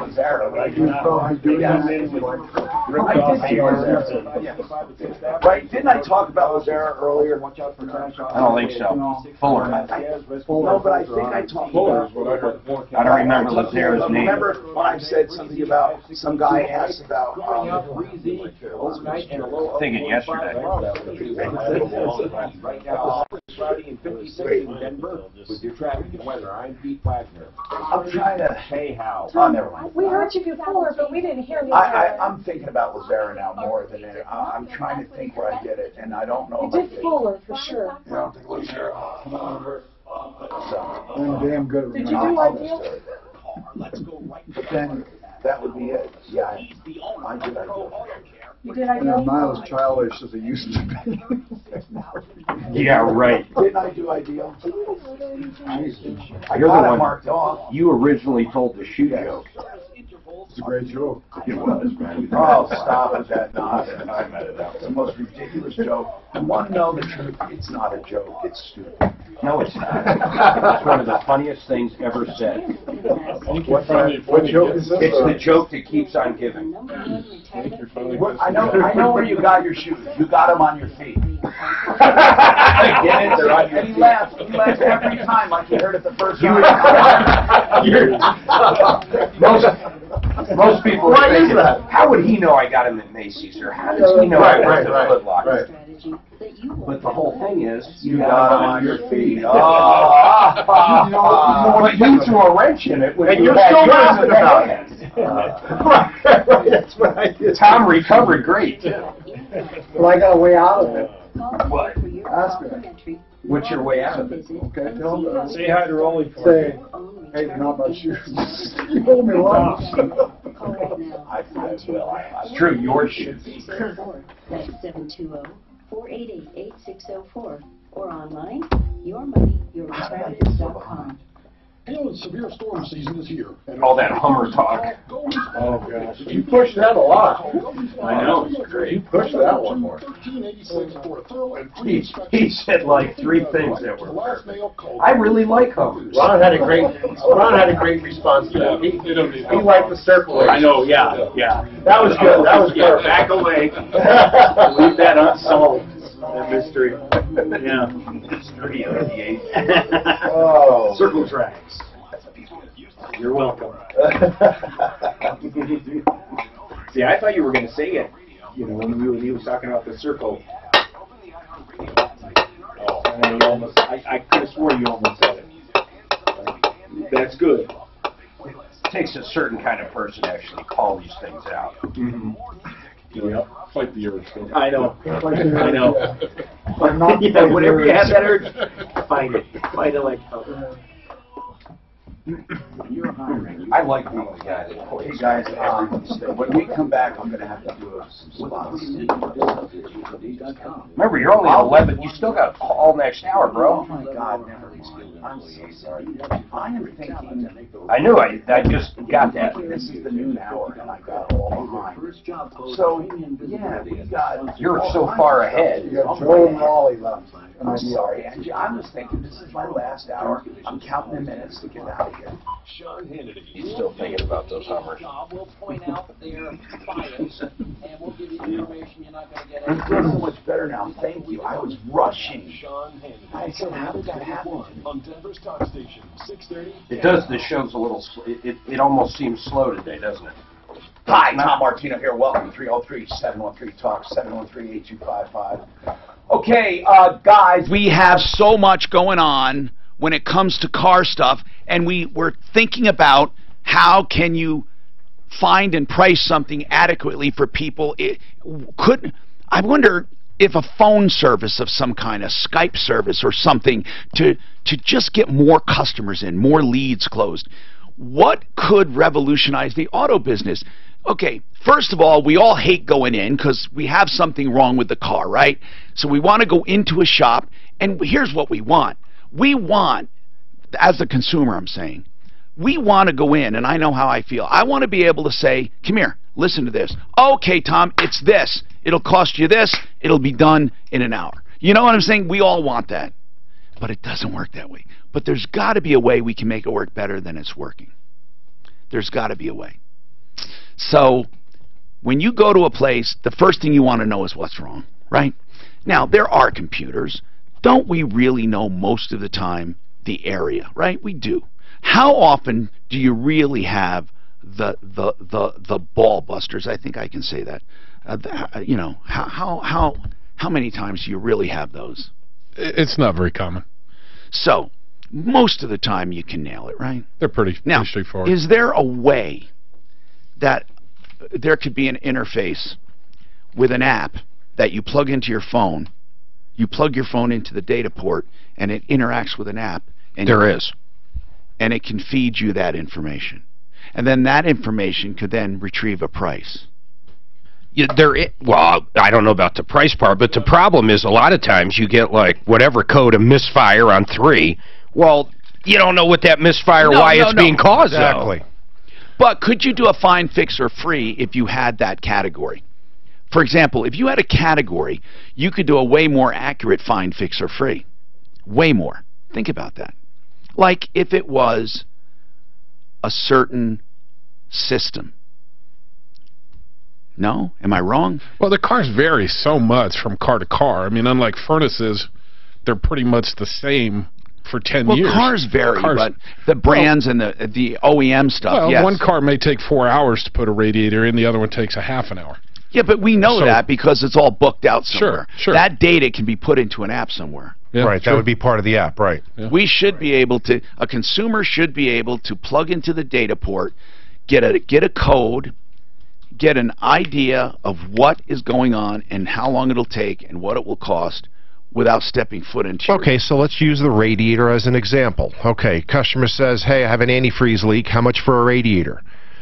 Okay, so you quote them a price for the radiator, then the car comes in the shop, it's a bad radiator hose.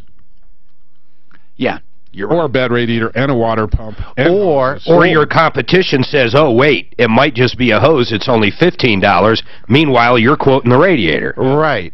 Or the quality of the radiator and who you're getting the radiator from. Not all parts are created equal. We all know that. Yeah. Right? So is the customer just going to shop and compare apples to apples? No. Right. They don't. Exactly. They say they do, but they don't. They shop price. Right. They just look at a number. I'm telling you that people nowadays, even though the economy is great and everyone says, oh, man, I can charge anything I want and get it. No. The guy that underprices you will get the business. And you know what? There's not much loyalty either. I hate to tell you that. There's not much loyalty. Right. Convenience is something, but not everything. The main deal right now we're dealing with is price. And I'll tell you why.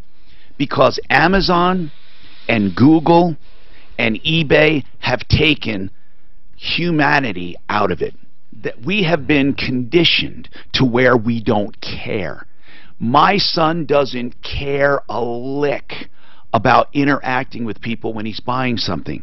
In fact, because he does so much online, when he actually talks to a clerk at a store, they're almost a nuisance and a necessary evil. I'm not saying he's rude, but it's almost like they can't get the information to him quick enough.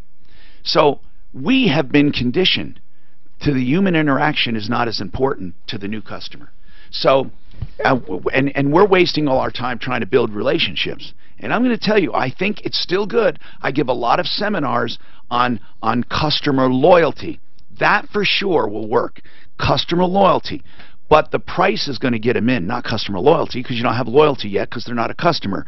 So the price is the thing that's going to get them in the door. It's the number one thing to get someone in. It's the number one reason a lead will come to you. They perceive you to be the cheapest. I don't care what anyone says, that's what they want.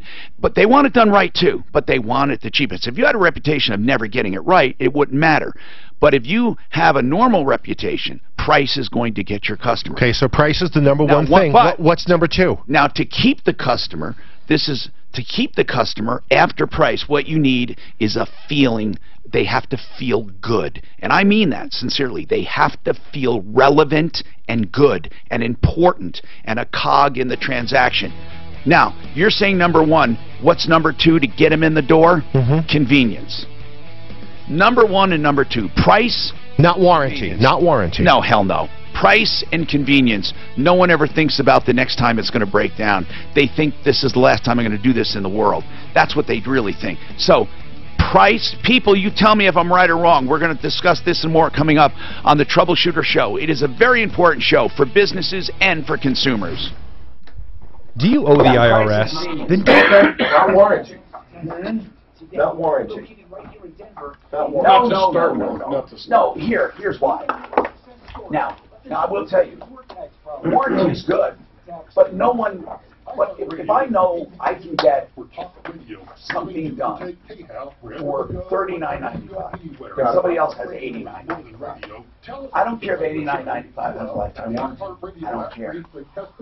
I'll get $39.95 because I figure I can have it done twice. So the $39.95 though has a bunch of stipulations on that warranty, so that when you bring it back, that's but again, I don't care. They're not thinking about that though. People don't think. They want to get it done. And I'm telling you, man, I wish that people took more time. He's offering a free initial consultation and up to $500 off his service. That's $429-6200.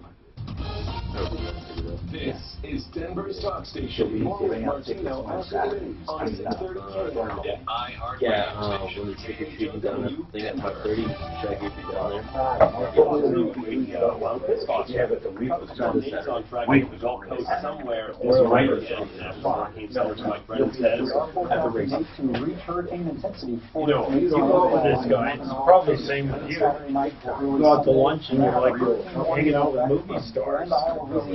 Alabama, Florida border. Oh, it's not with him, too. No. The Army does confirm an Associated Press report. Although, Bergdahl, is your frequency still as much? And freed 5 years later on a prisoner swap in misbehavior before the FCC. 31-year-old could get a life sentence on his behavior charge, or there's a possibility he could end up with a lesser sentence that reflects the time he spent in captivity. Sergeant Bergdahl left his post in Afghanistan in 2009 and ended up We don't have as many yeah, but they actually have a lot of cars stimulated in their news. I mean, usually I'm logged in. It's more exciting stuff. It makes no difference. I know he loves that. Oh, he loves seeing his cars out there lined up. He doesn't put colors together, does he? As the road you're traveling takes No, he mixes your them. insurance team. Talking with a farmer's agent can help you assess whether you're ready for the journey ahead. So you Find guys an taking agent off? at farmers.com. I'll give it a plug. We got to give him back.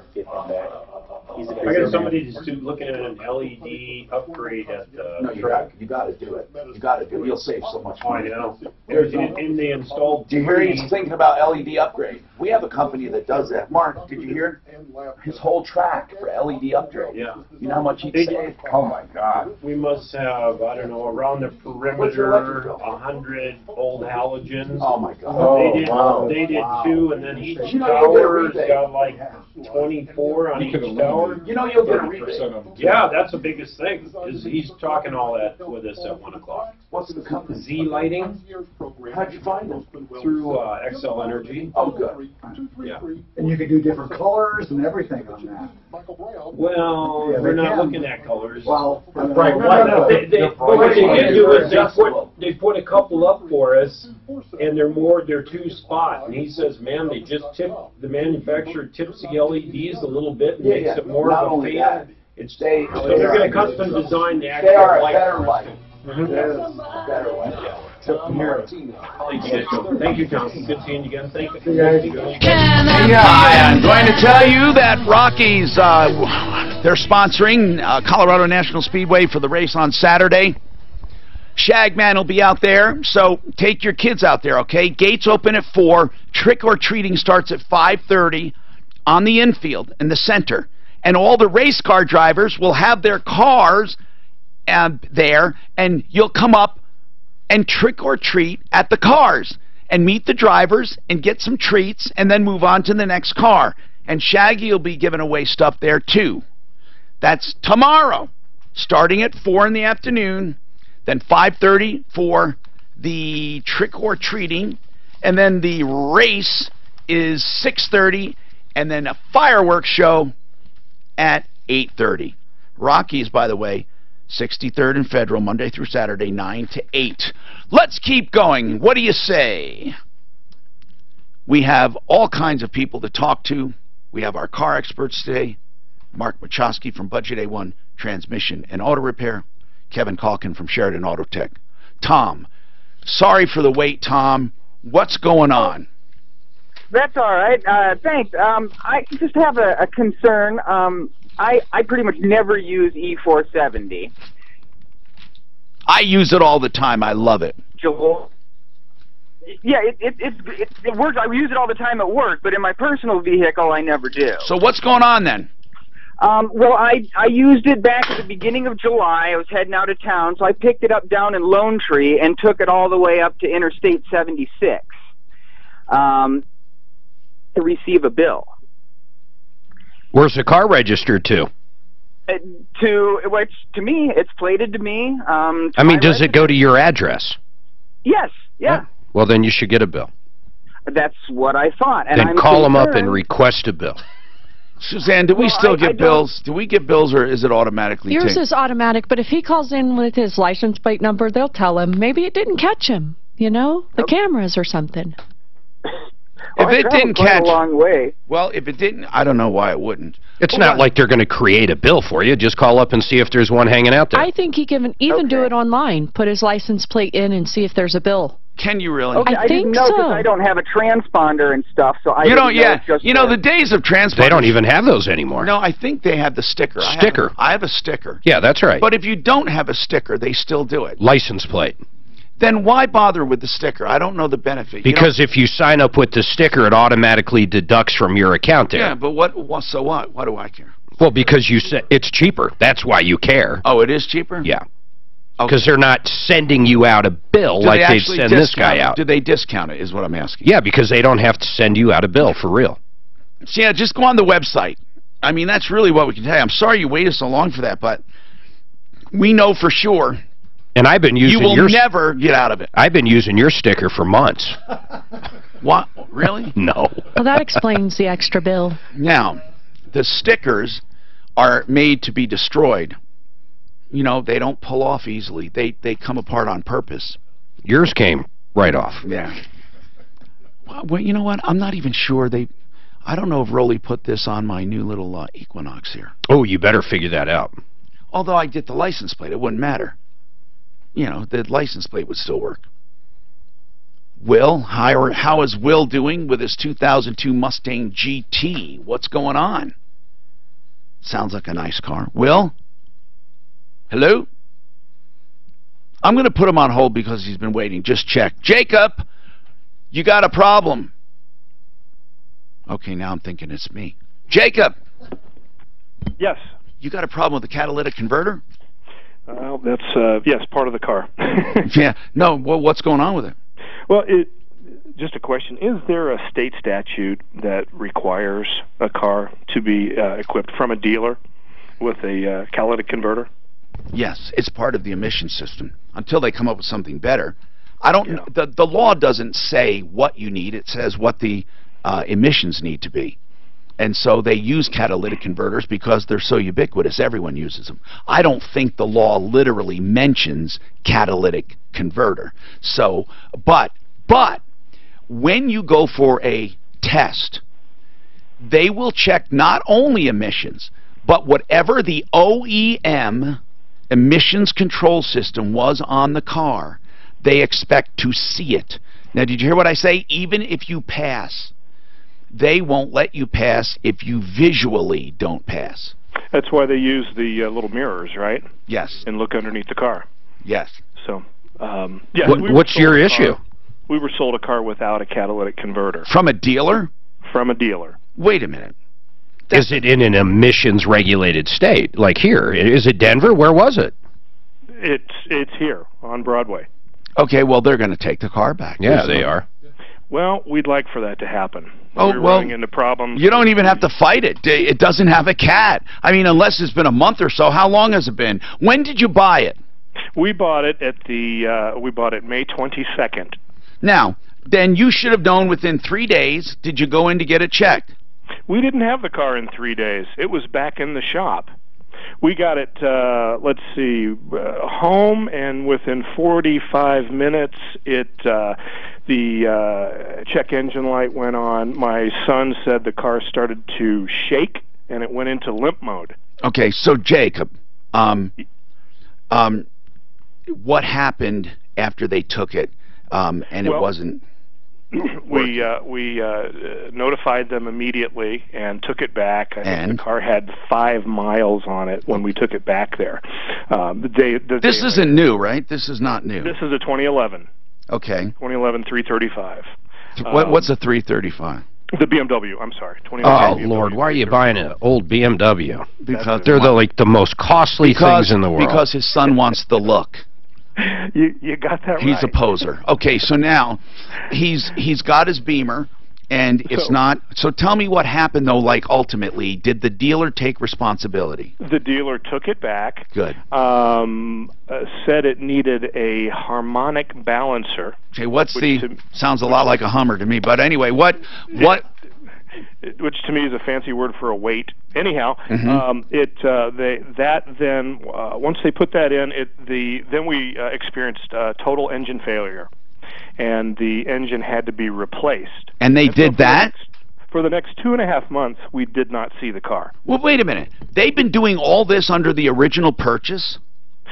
Well, that's an interesting thing. They did represent that it was out of the goodness of their heart and it is benevolent gesture. It is. But then we did find out with the warranty company that we had purchased the 3-year, 36,000-mile warranty, because we knew BMWs had problems, that they had actually tried to hit our warranty with the. There'd be nothing wrong with that. Replacement. And did the it work? warranty company denied that. Okay, well, there's nothing wrong with that. I mean, give them an A for effort. What's the name of this dealership? Maximum Auto Search. Okay, but bottom line, here's what I want to know. Okay, I need to get to the meat. They replaced the engine. What happened then? Just not stories, but major events. What happened then? Well, we didn't get the car back home without it going into limp mode again. Okay. So. It never got. And when did that happen? After the new engine was replaced? When was that? When was the new engine replaced? Well, we had, like I said, we had the car one day, and then it was when? May, June, July, August. May when? 22nd we had the car. May 24th it went back to them, and was gone till the what was that? The end of July. Okay, and then what? And so then it went back into limp mode. And then what? I think they had somehow we had that repaired. Took it to. So you never had a chance to get it to emissions, right? Well, then took it to emissions 2 or 3 weeks later. When? In July? Or I mean in August? Probably August. And what happened? Actually took it back up to University of Colorado, Boulder, and had it for a while up there. How did you drive all this time without emissions? Well, we had the temporary tag. Yeah, but you don't have a temporary tag for May, June, July, and August. You just don't. We had it. We still have the temporary. Okay, what happened then? When did it get tested the first time for emissions? Air Colorado. Yes.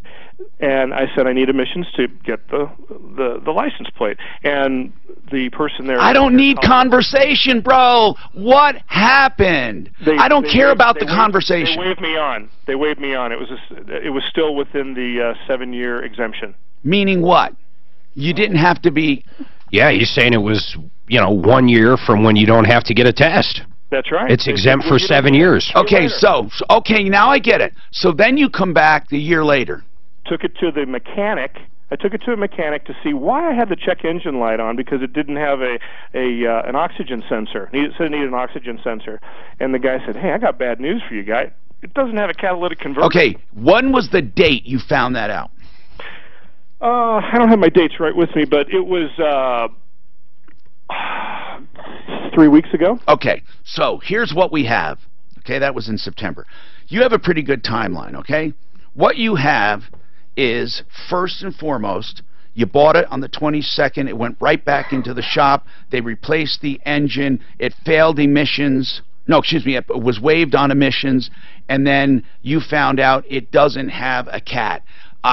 And you did this all within 1, 2, 3 months, or 4 months. I got to tell you something. You need to get your money back. This needs to be refunded. Now, technically, they're going to say, how do we know you didn't remove the cat? How do we know this is not something your son did to get it souped up? Okay, you're going to have all kinds of issues, all right? But the fact is, I don't know how to prove that one way or the other. I hope they don't just out and out lie.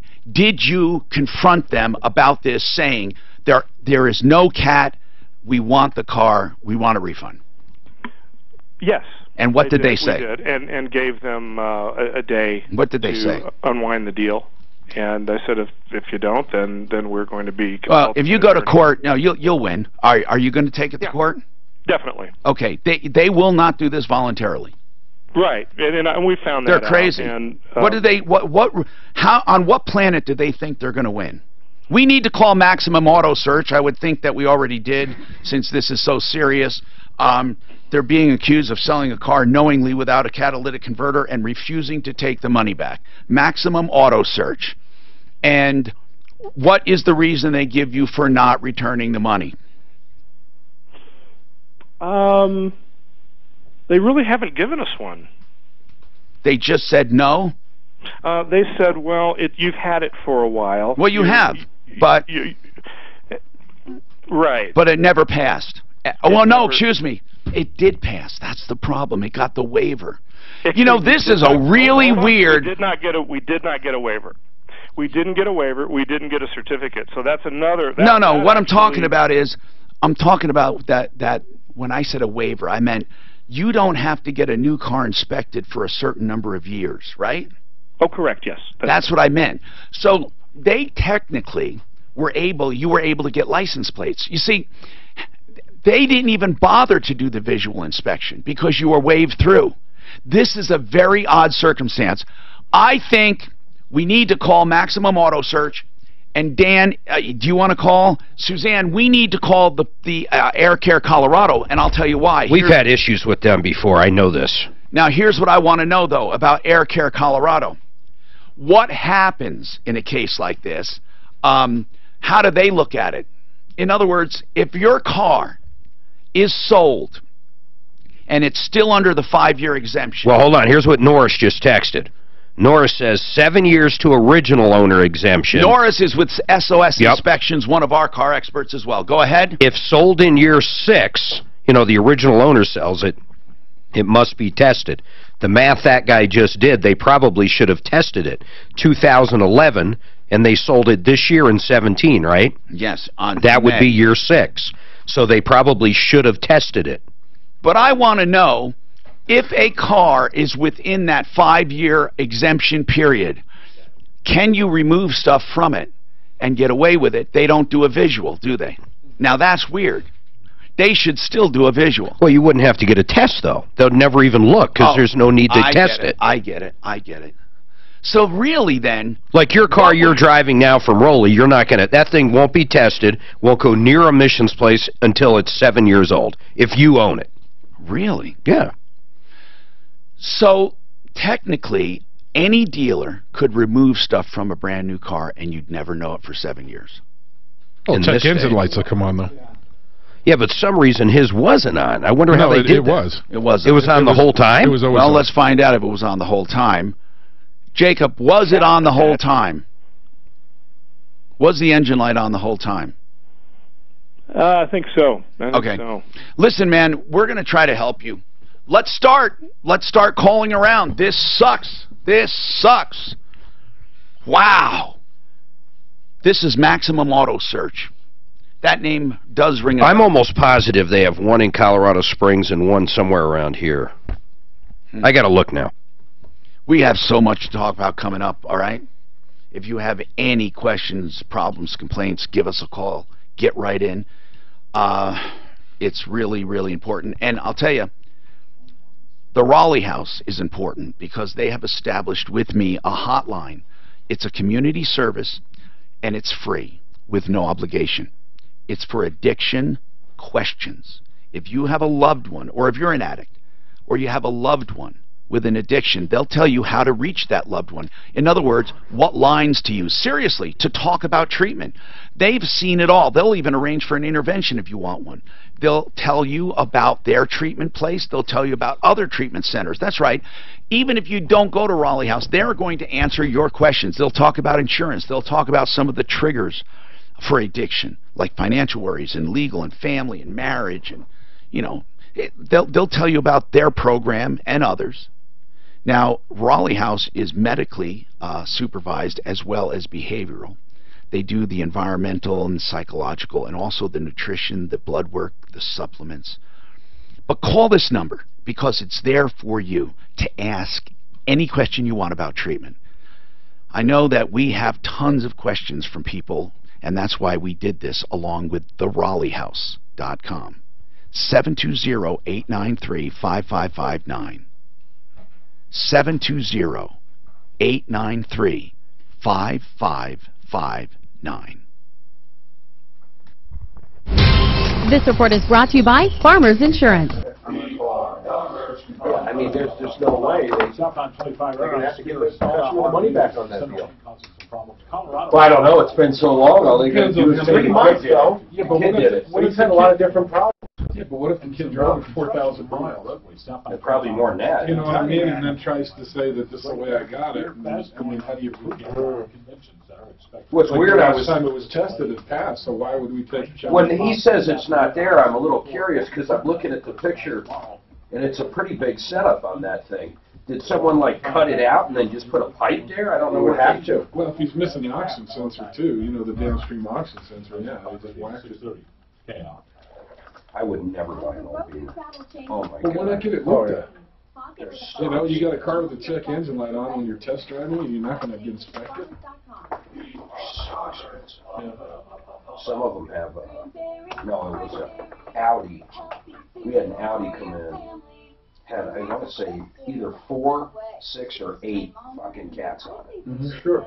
They're all over. Yeah. Oh my god, I couldn't believe it. Yeah. The pricing was ungodly. Yeah. It was thousands. I think it's time to switch out these cereals with cranberry. And it was like almost a unit. So it's like, I mean, I guess if you wanted to cut them out and replace with, No way, like a universal fit. that would be a nightmare on that car. To protect your body. You'd be a pretty talented welder to get in on some of these. Does Howard Stern like Trump? No. Fruit or vegetable. Even an apple, broccoli? What? Yeah, and it tastes super yummy. He used to. If he did, he wouldn't admit it. Well, you knew him. He's he's kind of funny. I was thinking, I'm not making fun here either. People get up into their 60s, 70s, and I swear to God, they get more liberal. People that were very conservative seem to get more liberal, and I'm starting to see this more and more. Or I'm starting to realize it more and more. I wonder, is the closer you get to death, the more you want to do better. You know what I'm saying? Better at just doing better for people, just doing better in general. Well, you know what do you understand what I'm saying? I'm 64. I never thought I'd reach 64. It was an age that never meant anything to me. And yes, you start thinking about what have you done in your life. Yeah. Absolutely. Hi, Tom Martino, your troubleshooter. Welcome. I hope you never need Joe Lazzara, but if you do, he's a criminal defense attorney that will fight for you tenaciously. Again, I really do hope you never need him, and you can avoid it when it comes to DUIs by simply getting a designated driver. But there are other times people just get in trouble. And listen, at a time like that, you don't need a judge. You need a defense attorney. Let the judge do what the judge does, the prosecutor do what the prosecutor does, and then you get help. 303-429-6200. It's your right, it's your responsibility to you and your family. 303-429-6200. Joseph Lazzara. Find him on referral list at Willis.com. Willis, what's happening? Willis. I'm sorry, it says Will is, you're right. So I'll just go, Will, what's going on? Yeah.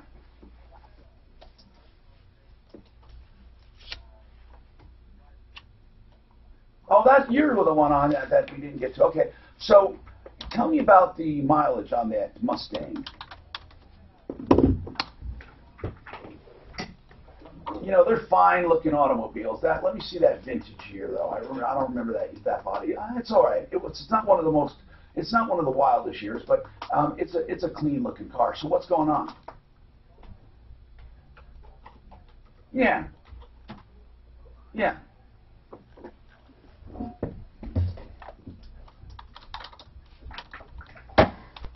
Runs for 30 minutes just sitting there. Then I put it in gear to go somewhere. Made about 20 feet, and it just, everything blacks out, dies, nothing. Charge it or jump it again to get it back to where it was, and the same thing. It'll go about 10, 20 feet, and then just everything dies. Guys, what do you think? Well, either battery or alternator. You got to check them both out. Exactly. That's exactly what it is. But even if it runs for well, if it's not charging, it's not going to charge the battery, and if the battery's shorted out, it won't accept a charge. So, could be one or the other. I just went through this on my tractor, and it was the battery. Yeah, could be the battery. Beautiful. Yeah, I've had issues having to jump it like while it sits over the winter. But I'll put a trickle charger on it. I've never had any issues, but I just thought it'd be something. Are you an aficionado on Mustangs? Not really. I've had quite a few, but I just love the car. They say that the most popular models, like one of the most popular models, these are the top 10 as far as holding value and popularity. The Ford Mustang, of course, the King Cobra 2. Now, do you remember the King Cobra? Do you remember that, Will? The little 80s year. I believe it was. I don't know what year it was, but 70s, late 70s. The King Cobra, though, man, that one. They say not the best. Then they say the California Special, the '68. That was the what I call the classic look. Yeah, the King Cobra's like the 500 GT. Yeah. Right. And then what about the SVO? Now, I didn't like that at all. To me, that looked just like, I don't know, a little four-cylinder. I didn't like it at all. The Ford Mustang. It seems to me like it was an introductory car. Don, what's happening with you, Don? Hi, Tom. Let me take you off speaker real quick. Yes, sir. Okay, you want the comment about the Speedway first, or my... Whatever you want. It's up to you. Go ahead. Okay, anyway, is Jim still there? No, he left. Oh, I'm sorry. Well, anyway, he did a two-seater ride for me last weekend. I met my wife 48 years ago, and our first date was 48 years ago last week, and I lost her last October. And they gave me a two-seater ride in that car out there. I thought that was pretty special, and after said something while I was in the car, my brother told me what he said, and I thought it was just really nice. Those people, him and Brian, did a wonderful thing for me doing that. And anyway, I just what did he say when you were in the seat that touched you? Well, my brother came up from Pueblo to see me riding that car, which I thought I'd never do, but I did it just because it was that day, 48 years of my wife's first date with me at the track. That was a good thing. Okay. And he told the story of why I did that. It's from my wife of all those years, and I lost her a year ago next week, and it was just really a touching story, according to my brother, and I'm just want to thank Jim and the crew for doing that for me. I'm sure he's listening. And I'm sure he's listening. Would you want to go there tomorrow? Yeah, I'm going anyway. I've already got my tickets. Okay. I need to grace someone with 4 other tickets. If anyone else wants some tickets, give me a call and tell me why, and you get them. I tried to get people to do my kid's middle name, but they're not biting. So, okay, Don, what about transmission question? Go ahead. Okay, I have a 2015 Jeep Cherokee Limited, and apparently the transmission is an enclosed capsule thing. There's no dipstick, no way to check the transmission fluid, but it's got a hesitation in it, and sometimes when you take off from a start, it'll go maybe 2 seconds before it actually kicks in and goes, and it doesn't do it all the time, just once in a while. And I just wonder if your transmission expert has other problems like that with that particular model, or something. Not offhand. I mean, it could be 2 different things. It could be a transmission issue if you're having a delayed engagement, which could be caused of low fluid level, or it could be an engine running problem. Is the engine check light on? No, it's never been on. Okay, so if the engine check light isn't on and you have a delayed engagement, it's probably because of low fluid level, or maybe some sort of a cavitation with fluid, just something that needs to be checked out. Now, as Mark would say, though, he says it could be a nut behind the wheel. He loves that expression. Loose nut. No, a loose nut behind the wheel. Okay. Wow. He just has the same jokes like my mom used to, over and over and over. He has this one where he tells people, no matter what, I can tell you, I got this talent, I can tell you where you got your shoes. That's exactly what he said, where you got your shoes. And they say, really? Okay. And he says, let me see him. He goes, you got your shoes on your feet. Oh my God, that's great. And you see, so he and Dan. I say it a lot better though. He and Dan sit here, and every guest that comes in every day, they crack that joke. And Suzanne, one does it or the other, and the other one laughs as if they heard it the first time. Like and kids. I mean, a genuine belly laugh, like they've not heard it before. Sometimes I tear up. They're cheering up now, and it's like, how many times can you say it? Tom, do you ever feel like you have people always fall for it. Tom, do you ever feel like you have the peanut gallery next to you? Oh yeah. Okay, so what are we doing with Jacob's car? Is he on the line with that dealer? Yes, he is. Good, because that's a serious one.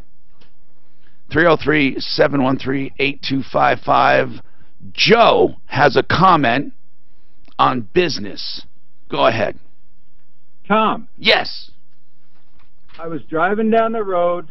I heard you talking, and I thought, man, I miss talking to this guy, so I thought I'd give you a call. Okay, Joe, thank you. What do you want to talk about? The kids? Well, I'm going to give you the answer to your question. Okay. And it's the absolute best answer out there. What is that? And it's right in front of your face. Give me the question before you give me the answer, though. The question is, what's the most important thing in business? Yes. You're talking about money. Why? What is so? No, hold on. That is not what we were talking about, but I understand where you got that impression. What we said was the #1 reason or lead generator. And I said a great price, and #2 was convenience. I didn't say it was the most important thing in business, but that's neither here nor there. What is your comment? How come you have been so successful? How come my business has been so successful? Well, here's what I say. The #1 reason, the #1 thing in business now, this is not lead generation, but to establish a business, in my opinion, is knowledge. You become the authority in that area. A little bit, but not quite. Well, what is yours? The reason I'm going to give you an example. Go ahead. No, I got somebody waiting from Maximum Auto Search, so I got to get them on because we... I'm going to give you the answer. Okay, go ahead. I'm going to give you an example. Why you have been successful is because you found a niche that nobody else was doing. My business is successful because I found a niche that not too many people What's your niche? You know me. I run a treatment center. Inner Balance Health Center. Oh, Joe, I can't believe that I did not recognize your voice. You usually do. Let me give you a quick example and I'll let you go. Go ahead. My grandfather was very, very successful. He opened up the biggest Lincoln Mercury dealership on the West Coast. All right. What he did, he created it just like the White House, and he called it the White House of the West. But you know what he did? What? In his service department, behind his service department, he built an Olympic-sized swimming pool with a high diving board. The parents flocked to get their car serviced so their kids could go in that pool and that's cool. Dive board. That's a niche. Yeah, it is. It is, Joe. And Joe, by the way, you have a wonderful treatment center, wonderful Inner Balance. Thank you, Joe. I appreciate it. And my friends at Raleigh House speak very highly of you, too. I got to go to Micah because, listen, when you're a business owner and you agree to come on the show, that is a big deal to me because I want people to have a full say, especially when their business name is on the line. And it's a very simple problem, and that is this. Micah, thank you for being here. Jacob says he bought a car, and it simply does not have, nor ever had, since he bought it, a catalytic converter. It's really that simple. I understand you've done a lot of things beyond the call of duty here. I understand you replaced the engine and that the car's been a major pain in the butt. But it really all comes down to a catalytic converter. Yeah, so Mr. Jeffries, super nice guy, brought that to our attention a couple of weeks ago. He purchased the car back in May, and he's right. We had issues with the car, which we felt we resolved, and he brought that to our attention. offered 100%, hey, if the car is missing a cat, let's get a cat on there, get the car through emissions, and move forward. And that offer still stands. I mean, well, why would he leave? Did he mention that to us? No, he didn't mention it to us. Hold on a second. I want to take this break. This is really important. Hold on, please, Micah. No, he didn't mention it. We'll find out why. But I have to take a quick break. This report is brought to you by Farmers. Ready to jump on. Now. Yeah, and then he says, hey, we all want to drive the car back. So, wow, really? What's the guy want? Now, here's an odd one. It says they don't have to give a refund of the registration pass. It just has to pass. Remember that. So this guy, he thinks it's an automatic refund, but it's not. If he fails initially, it won't fail when they don't. Yeah, but he already missed all those windows. I mean, these guys in the legal stance, I don't know, they're... I think they are, but they mentioned a lot of people who take cats off to I don't think so.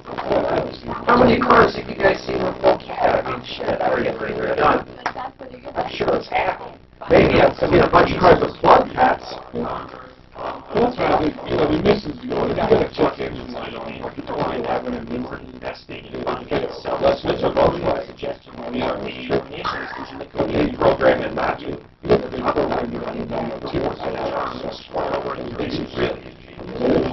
My friends in America, They could only use that for the good, not for the evil. Crazy like a fox. that's right. So they quit him. Just run it down. Thousands of dollars in 6 months. Yes, hundreds of thousands of dollars. Yeah, overall savings of them. Well, you're borrowing money at a lower rate than the Yeah, but you want now you want that new, so 4K not good enough. no, there's a new one that's better. OLED or something, I forget. It's hard to steal your reasons. I haven't. I haven't even got a 4K, but as soon as that one goes out, I'll buy whatever's in it. $3,949. Is that cutting out? Costco had or Sam's Club had one for like, it was a Sony too, but it was 4K, it was like $400, 65 inch. Or the round ones, those are more though. Do you have one of those either? No. I wonder if those are better. It's just crazy how cheap. No, it's better. I mean, what is it needs to be. Well, that's the other thing. Look, is there any shows in 4K? When I switched to Dish, I made sure to get 4K receivers. But I don't think I've ever seen anything. Well, I don't even have 4K TVs, but I have 4K receivers. I know Netflix might have some stuff. The passion of Comcast went from 720. Oh, yeah, I definitely. mean, we get a 4K TV with 720 feet, so who cares? Now, I'll tell you what would be cool. If they could, remember the old VHSs would up, because somehow up it, like they fill in the dots and make it look better and upscale. I wonder if they could upscale it. And if they're doing just that, Colorado businesses for more than But I don't know. Alliance Leasing will get you into your fleet vehicles with all the upfit you need and the lowest delivered fee. I think what would be cool is leasing with Alliance. when it's just projected. Who you work is like in your Alliance lease. That's right, just like Alliance lease. Alliance. I got him a little projector. It's no bigger than his XLR, and it does 50 feet. I know you're a glutton for punishment. I keep warning you.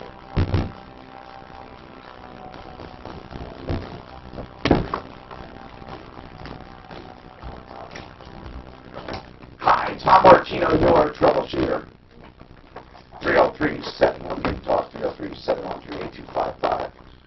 Well, Jacob, basically, if a car does not pass emissions in Colorado, the dealer has two choices. Now, it has to be under certain conditions. I mean, you can't have a car for years and decide, But if you can prove that it was like that at the time of purchase, or you do it in the 3-day window, there's no question. But if you do it after that 3-day window, and it visually, I don't think anyone is going to dispute it's missing a cat, and I doubt you removed it. But I want to say something. They don't have to give you a refund. You asked what the ultimate solution was, and that is a refund or a rescinding of the deal if they won't make it past emissions. But now Micah is saying, hey, we told him we're perfectly willing to make that work and to put a cat on it. So, Jacob, your problem's over. Jacob? Are you there, Jacob? He must have hung up. We have his phone number, though. Okay. So I think, Micah, he just left that out of the story. Well, that's a heck of a thing to leave out. He said you guys would take no responsibility, and I think it's very, very important for me to say I have you on the air, and you're saying you'd put a cat on it and get it to pass emissions. I think Micah solved a problem for us like a year ago. Is that correct, Micah? Well, you know, I mean, if we have an issue, we come on and we're big boys and we try to take care of it. You know, yeah, and what I mean by that, though, is for a used car dealer, that's pretty good. I mean, I remember I told you I remembered that name, but it's been over a year. This is the second complaint. But he handled the first one, and apparently he was going to handle this one. Yeah, so thank you very much, Micah. Appreciate it. No problem. All right, Maximum Auto Search. Can't do better than that. He's going to make it work. Now, let me look into my crystal ball and predict what the owner's going to say. You want it? You want it? You be me and tell me what you just found out. And I'll be him. Huh. Tell me what happened. Hold on, I'm getting my Tom on. Okay. Why'd you leave that out? No. Wait. Okay, well, you didn't give me a chance. You're always interrupting me. You said that 400 times to me. You didn't have to say it the 401st. No. But I will say this. It was such a bad deal to begin with, I just don't want it. Now I don't trust it. Yeah, is that what you're going to hear? Yeah. Or I've had trouble from day one, I just don't want it anymore. And you know what? He did have trouble from day one, though. Yes, he did. But the problem is, you buy a used car as is, subject to any warranty you might have, but it's still as is, meaning that the warranty will fix it or not, and if it passes emissions, it's your car. Hey, Dano, turn that down. Let's go back to Jacob. Okay, here he is. So, Jacob, we did get Maximum Auto on, and contrary to what you said about them not taking responsibility, he said I take full responsibility. I didn't say they weren't taking some portion of responsibility. No, you actually did. I'm going to get the tape. You actually said they would do nothing. They took, yeah, you actually did. No, they didn't say anything about taking the car, unwinding the deal, because you jumped to conclusions about that, which... No, what I said was that was the ultimate, I said that was the ultimate solution. Yeah, I was assuming they would not fix it, and if they don't fix it, then it becomes they have to rescind the deal. Right, they have given us two options. What are they? Well, one is to repair the catalytic converter. Is there a reason you didn't tell us that? You didn't give me a chance. Yeah. To hold on, though. I'm done. I'm not even talking. That guy, I sat here and let him tell his story, and he had plenty of chances to say. I said, what did the dealer say? Did I ask you that, Jacob? You could have said, well, they offered to fix the catalytic converter. Now, Jacob, let me ask you, you didn't have a chance. Did I ask you, what did the dealer say? The dealer gave me an option of those two things. But you never told us that. It would have been nice if you told us. It's good news for you, Jacob. The point I'm making is get it done. I mean, it's not a bad deal. And it's got a new engine, or at least whatever they put in there. And it overheated two weeks ago. We are still having problems. Now remember, remember, Jacob, I am not telling you. Let's go back to square one. To begin with, you bought a used car as is. Without a catalytic converter. Yes, you bought a used car as is without a catalytic emissions. That's right, Jacob. Now it's funny, you're getting to say a lot, aren't you? Jeez, but you didn't have a chance to say that the last time. Okay, so you bought a used car as is without a catalytic converter, but it was as is, meaning it must have It must pass emissions. That's the only thing it must do. Nothing else is guaranteed. So the That's fact correct. that... And as a reminder, we did buy a 3-year, $36,000 warranty. But it was exempt from emissions, so there was no need to even take the test. Let's not forget that part. Right. I am not sticking up for the dealer. What I'm saying is when you buy a car as is, it's subject to whatever warranty there is, and it's subject to law. The law says it has to have a catalytic converter and pass emissions. Micah said, we'll take care of that. But now Jacob is doing exactly what I said. Now he's picking apart other problems. And what I'm saying is, Jacob, that is part of the as-is or the warranty. That is not part of I don't want the car anymore. You don't get to do that. You don't. When you buy a car, you get to buy what you bought. Now, you do have a warranty.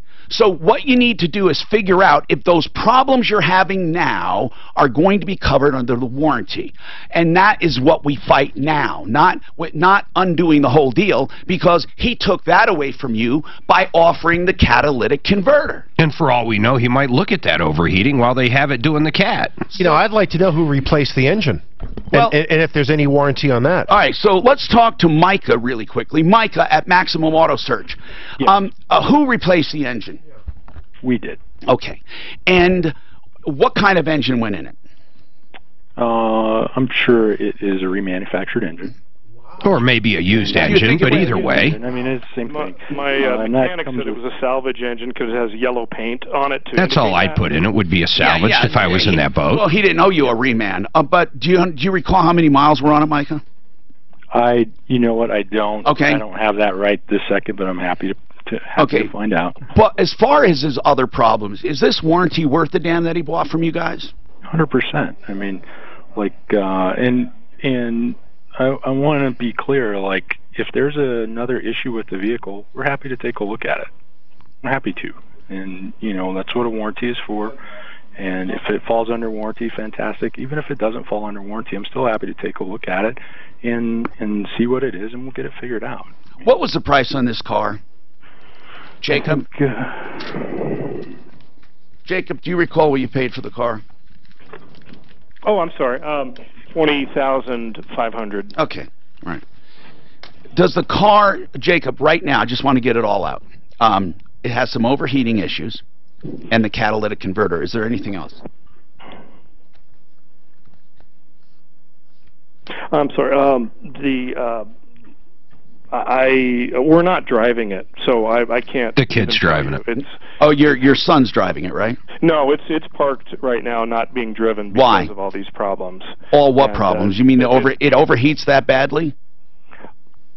Yes, and I don't want to drive it when it's subject of... Boy, I hope it didn't blow a head gasket. Just wait. You don't want to drive it when it's subject to what? The problems that we're having here, litigation or dealing with I understand. You don't want to drive it because you don't want to complicate things in case there's an accident or something like that. Exactly right. You want to see exactly what's going to go on first. Okay, I got you. Here's what I think will happen. And again, I don't think personally you do have a pretty strong case with the catalytic converter. But if he takes that out of the equation and it passes emissions, then the only thing you have is whatever the warranty will cover. What I need you to know, and this is really important, is that technically, if it falls outside of the warranty and there's something wrong with that car, that is what the as-is means. That's what used car buying is all about. No one sells perfect used cars. We're not talking about that. Okay, you're only talking about... I'm not concerned about that. Okay, That's good. Why I bought a warranty, and I'm willing to handle all those things. It's the fact that a car was represented as being able to pass emissions that we don't have that. Exactly. And we can't pass emissions. But now it's going to.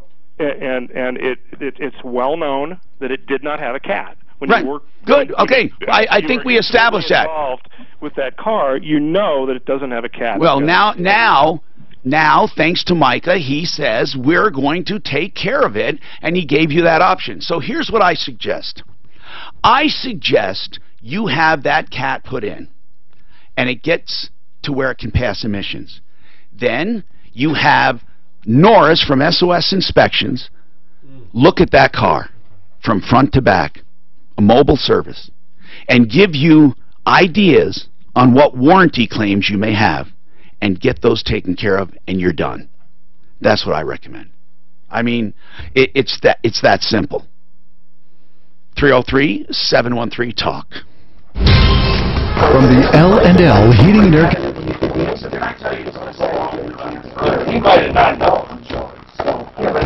How many times people say it's still the back? You're putting a huge it doesn't matter.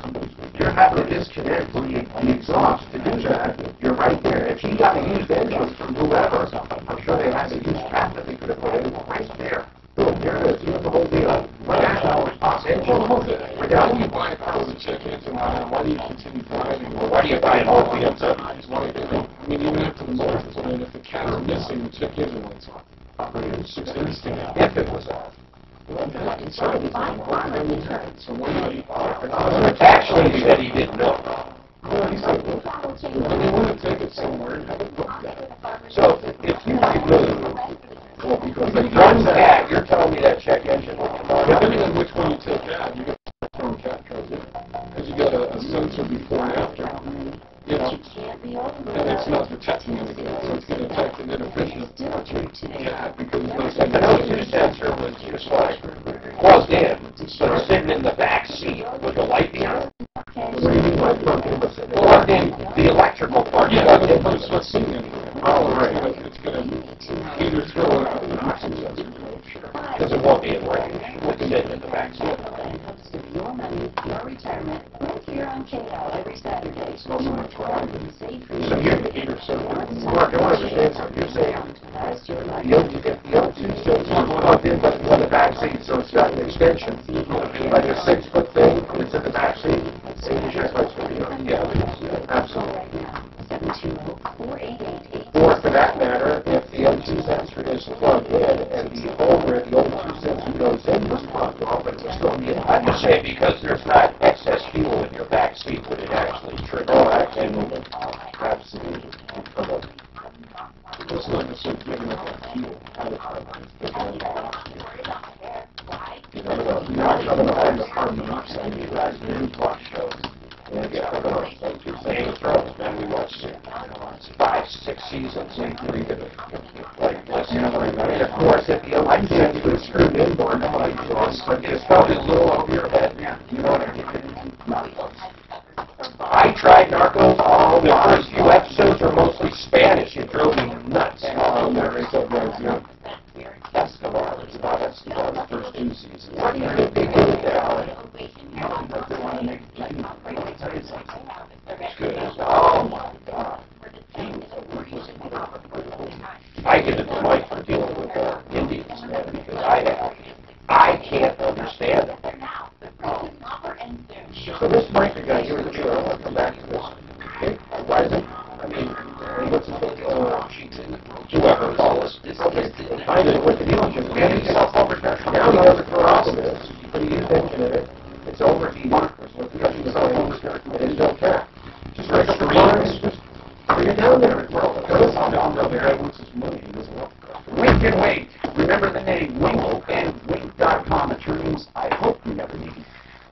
Debt settlement, Chapter 7s, Chapter 13s. They have compassion for you and passion for what they do. If you need a fresh start, that's all I'm going to say. I'm not going to judge you. It could be unemployment, a death in the family, a divorce, whatever it is. Put it behind you. 303-410-1720, winkandwink.com. Let's talk to Cynthia. Cynthia, you have my ear. What's going on? Hi, good to talk to you. I love your show. Listen all the time. Thank you. Question, I know you talked about this before. I was on the receiving end of my first van ticket. You know, they catch you driving there with, it's like from the van. Yes. And do I have to, I mean, obviously, do I have to pay that? I mean, I'm willing to pay it. I just don't remember. Well, here's what happens. You got it from a van, so there was it was parked on the side of the road. It generated a ticket based on your license plate, and it was mailed to you. Is that right? Correct. Okay. That is an accusation that you've broken the law. It's an accusation. And they're asking you to voluntarily plead guilty and pay it. And it's a civil accusation. Right. Now, if you ignore it here's a couple things that can happen. One, they can serve you and ask you to come to court, and then you have to go. Or they can forget about it. That's the only two things that can happen. Either being served or they forget about it. Most likely they'll forget about it. And if you did go to court...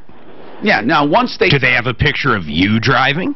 Yeah. And yeah. And when you go to court, okay, when you get the notice to go to court, you can still negotiate. Okay. You can try to see if they forget it. I have a half a dozen tickets on my desk from Greenwood Village. I should not tell that. They're going to go through their records. You know what? They're going to go through their records now and serve me. He double dog dares you to come after him. No, I don't. No, I don't, Mark. I don't. No, it must not be Greenwood Village. I thought it was. It sounds like Greenwood Village. It's, yeah, somewhere else. Anyway, so Cynthia, try that. But I'm telling you, if you get served, you have to go. Okay. Or negotiate then.